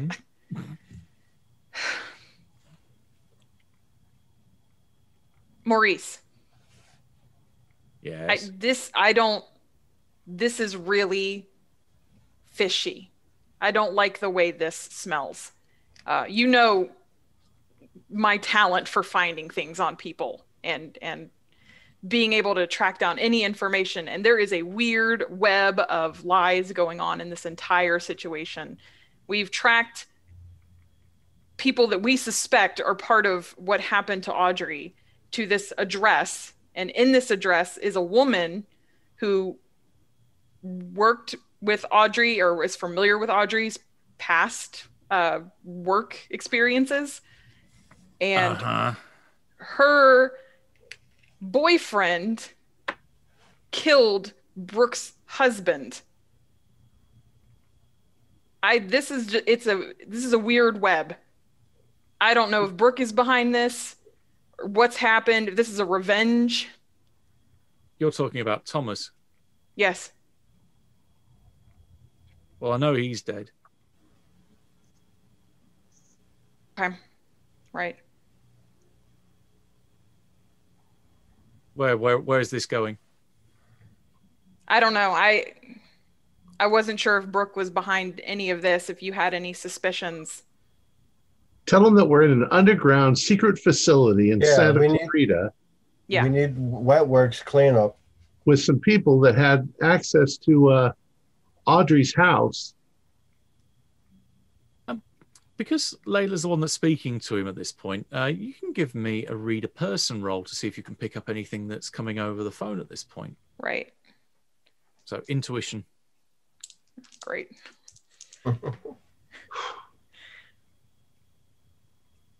11. Okay, you still get to ask a question. As this is more me prompting you with something that you interpreting what you might hear. You can hear him almost as if he's trying to find the words, that it's something like he's making this kind of sound. He wants to say something, but he can't physically say it. What do you want me to do right now, Maurice? Tell me where you are. Address. I'll give him the address. I'll be there in half an hour. Keep Great. him on ice. Right. Maurice is going to be here in half an hour, guys. When I know the phone is hung up, I make sure that it's hung up. Yeah, it's definitely hung up. We need to be careful. He might want to clean all of this up, including us. So we're going to, after we take this bitch out, we're going to meet him up in the woods. We're not going to be down here in this dungeon when he comes to clean up. And with that, I stand up and kick the door. Unless it's a metal door, then I don't do that. No, it's just a big it's a big soundproof wooden door. Or I shoulder it or whatever I got to do. You smash it, you barge it in, and you just get inside just as the screen that fills the entire left-hand wall goes black. You think there was someone who was basically having logged in and was currently being given a session, and which there is the same girl that you'd seen previously in this black catsuit that's kneeling in front of the screen. That she turns around, her hair kind of spinning as she does so, looking at you with a degree of surprise and what first almost like outrage. She just, who the hell are you? Oh, okay. You just blam. Oh, I'm gonna go for a shoulder. Okay. Give me your choice. You can use Weapon Master or to use Coolness, or you can just use Violence. Coolness. 5 and 6 is 11, 12, 13, 14. Okay, so it's the same table. So I think that you are going to do... Actually, can I put one in her shoulder or one in the screen?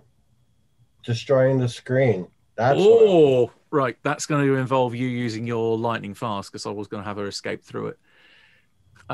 Roll plus Violence to see how many edges you get on lightning fast. So that's...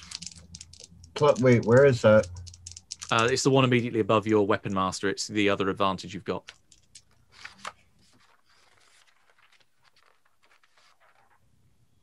Oh, I see.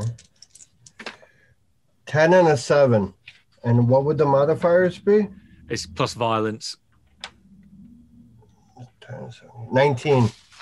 Yeah, you are up in the 15 plus. You get 3 edges. So if you want to cash in one of them for blinding speed, that will give you the ability to put a bullet in her and also a bullet in the screen. Perfect.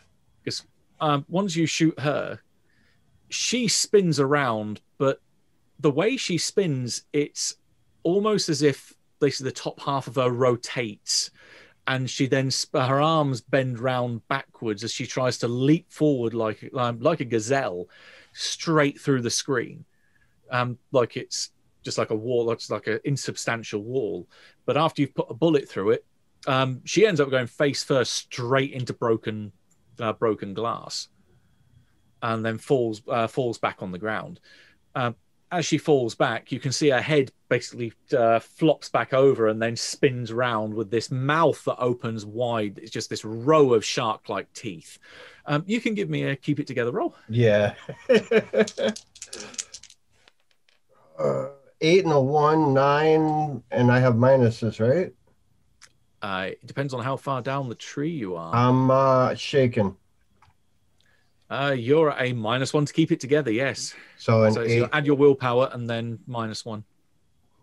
Willpower is a flat 0, so 8. Yeah, this scares the shit out of you. This is something that you are confronted by something that is evidently not human. And this thing is like a shark, like a predator that's not only on land, is right in front of you and now turning its attention to try and basically bite its way through you to get out of this place intact. So I take 1 or 2? Well, there's a series of options here that I as the GM can throw at you. I'm going to go with this is definitely on par with suffer emotional trauma. So -2. Ooh. Now I'm at neurotic. There you go. And yep, this thing is bounding on forward towards you. The others, of course, hear the gunshot go off, and then all of a sudden 2 gunshots, and then all of a sudden this kind of roar and pounding across the floor inside the room. What do you do?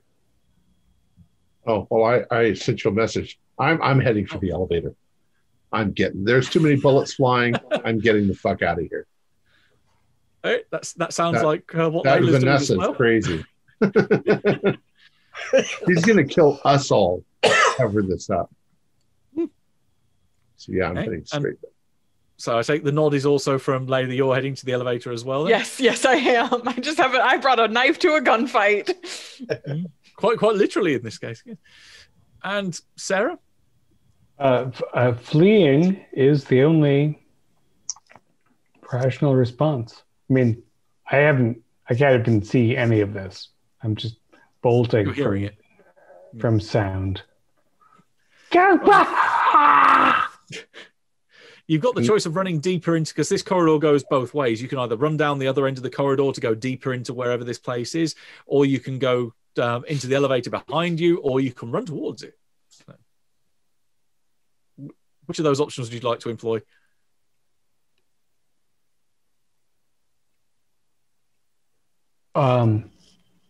I think I wonder how clear I am about those choices. Like, can I tell what direction these things are coming from? Yeah, you can hear it. It's loud enough, and you can see particularly Vanessa now kind of recoiling back from the door that she just shot into. Yes. All right. I flee from shrieking places then, for sure. Okay, so your options: you want to dive into the elevator, or do you want to run deeper into whatever this complex is that's down here? Oh, I see. Let's do the elevator. Okay, so all three of you in the nice confined space. Yeah, and as soon as we're in there, I'm going to be like, so Sarah, you're going to write about this in your journal? If I don't get cancer from your stupid smoky stick. I'm hitting the button to go up. You're frantically pushing the thing, and the door almost seems to be moving slower in your panic, thinking, is it actually coming together slower, or is it just you're processing everything at 2 to the dozen? At this point, you can hear that something definitely lands in the vicinity of Vanessa down the corridor. So, Vanessa, would you like to give me an avoid harm roll? Sure. So this is roll plus reflexes. Or you've got 17 on your lightning fast, didn't you? Yeah, can I just use one of those points? You can use one of the edges to dodge an attack, yes. Yeah, I'll do that. Okay, you roll out of the way, and this thing jumps down in front of you, and its jaws snap shut like a vice and tear a large part of the carpet that's about that big, just this circle out as it's kind of writhing back with this kind of red carpet stuck between its teeth. What do you do? This thing is pretty much right next to it. It isn't right next to you, having bit out the floor.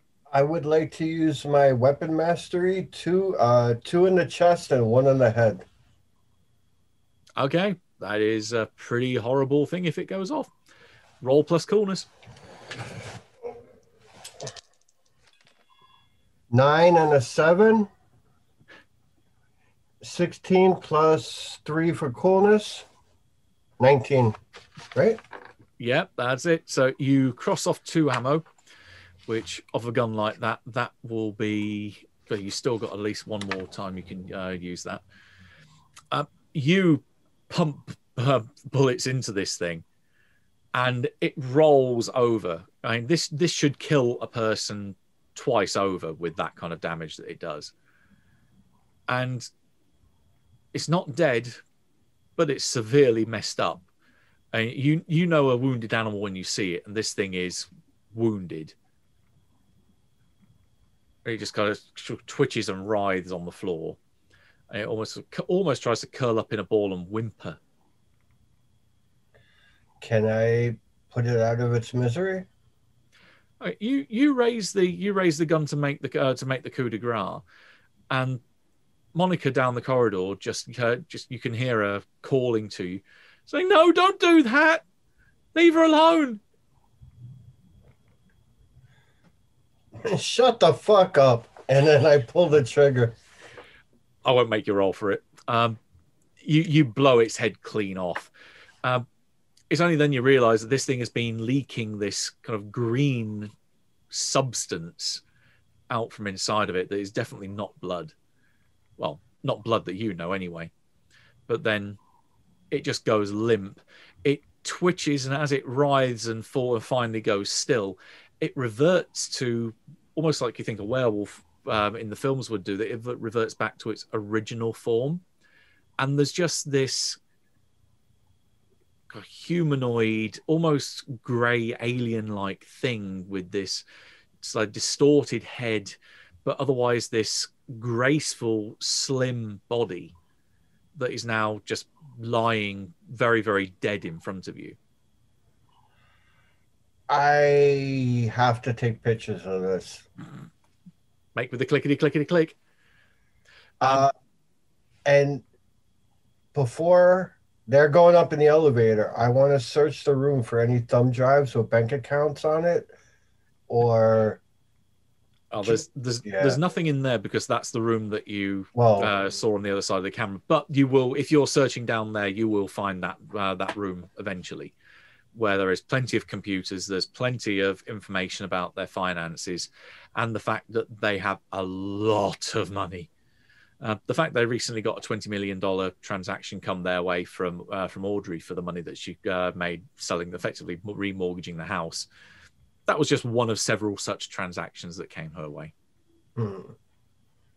And Monica, that you leave down in the corridor, she just ends up eventually crawling her way over to the body on the floor. I don't even let her get in.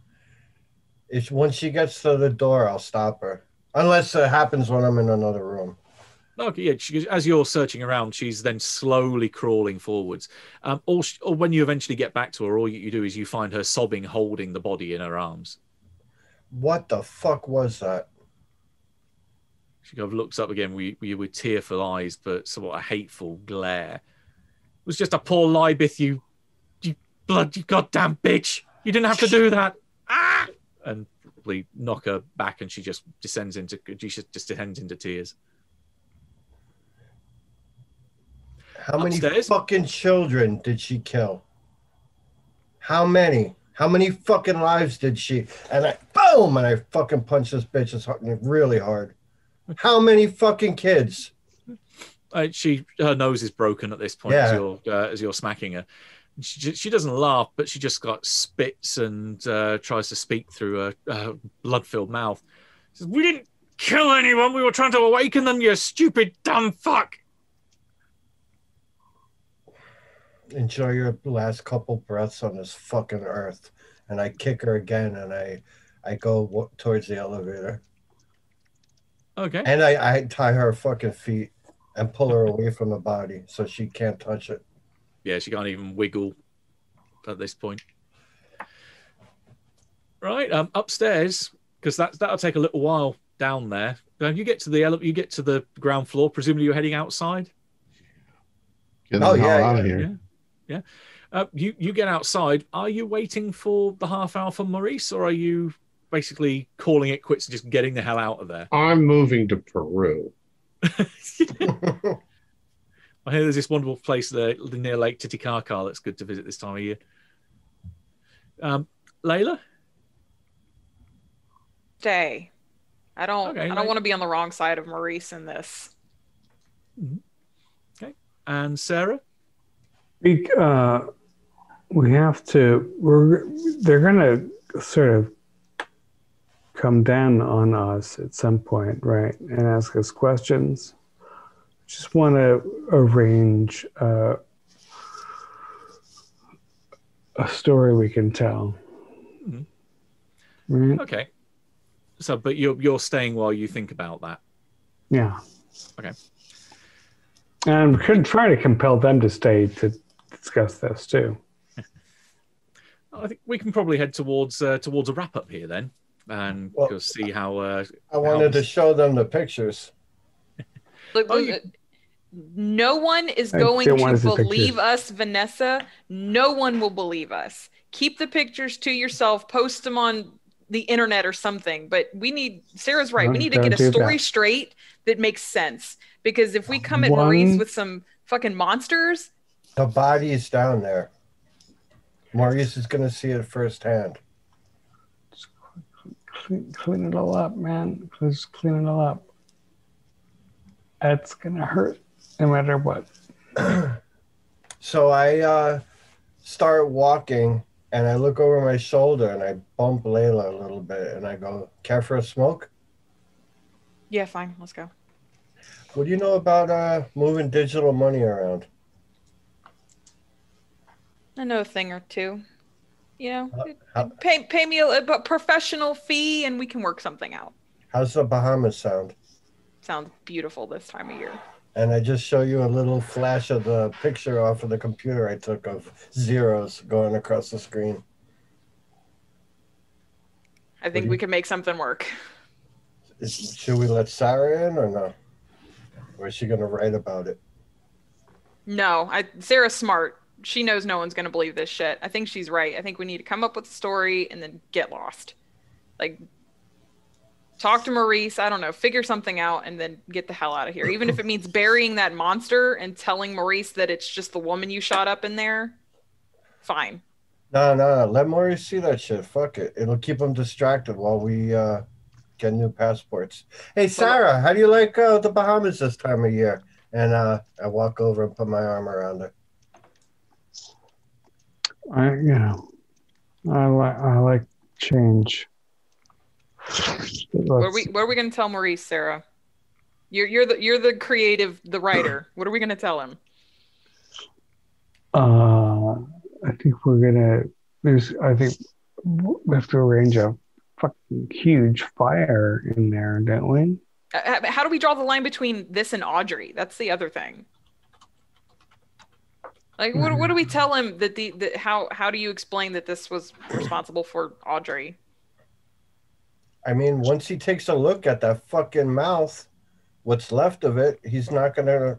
I mean, how can you deny the dead body of a fucking alien or a demon? Or maybe we just let him go down there and see it for himself. Yeah. Like, no comment. Let him figure it out. I don't know. The thing is that if we let him explore it himself, then we don't have to worry about him ever again. You think so? He's not going to come back from that house. Okay. All right. Right. But he's going to have people who punish us maybe for him getting killed. Wayne said something about Peru. Sounds nice. Bahamas, Peru, somewhere not here. Costa Rica. Well, then are we getting out of here, right. Sarah? Are we waiting for Maurice or are we just leaving? If either way we're in the shit, why stick around? No, we're fleeing, right? Everyone's done. I guess so. In that Yeah. space. I don't know. If If we're gonna get screwed over, even if we're still here, I just say we leave. I text those photos to Maurice, and hopefully we walk off into the sunset. We'll fly off into the sunset. Well, this comes 4 down a.m. to yeah. It's not 4 a.m. anymore. We'll put this down then to the last roll will be for Layla for your hacker advantage. Can you get that money transfer to go through? Let's see. Oh, if I don't, take away my card. No, if you transfer all that money, he's going to be able to find you. 10. Okay, so complications arise. So you leave traces because you're doing this quick, and that you're doing it quick and you're doing it dirty. So you end up disseminating money to the group so that they can then take their multiple millions of dollars and then run off to start a new life. But maybe for the weeks, maybe for the months, maybe for the years that pass afterwards, money can't buy you happiness, but as a great man once said, it can sure buy you a better class of misery. That you're always looking over your shoulder wondering, is anyone going to follow that trail and follow me to my lovely island in the Bahamas? Wondering when you're walking down the street, is there someone there that's from someone that's connected with Maurice? Is someone going to be coming after you at some point? But that's an answer. That's a question for another time. And we will bring the curtain down on that. The red curtain. Indeed. All right. So, any questions? Yeah. How does it all connect? Yeah. What actually happened to Audrey and her family? Right. For the listeners, the pre-gens for this game have quite a lot of backstory. And they all tie in various ways. They all have a little bit of a snapshot of what's going on here. Layla gave away quite a bit when she was saying about how Brooke seemed to be connected with everything that was going on. Brooke is effectively the bad. If you were to put a label of bad guy in there, she is actually the worst of all of them. It all starts with a cycle of revenge that connects the two Sinclair brothers, Peter and Thomas, and two work for contract killers, Henry Foreman and Simon Foreman, who were both disciples of Samael, the Death Angel of Revenge and Vengeance. And that one had basically been killed, the other took revenge, which is what landed Henry effectively in jail. Brooke was then hired as his defense attorney, but Sinclair put a hit out on Brooke's husband as basically a way to say, no, you just let this thing drop. This little shit who killed my brother is going to go to the chair. Brooke turned to Henry and basically asked for help. What the hell do I do? And he let her in on the secret that, yeah, there are these things out there referred to as death angels. There are archons. There are higher powers that you can call upon that can enact, specifically in this case, vengeance for you.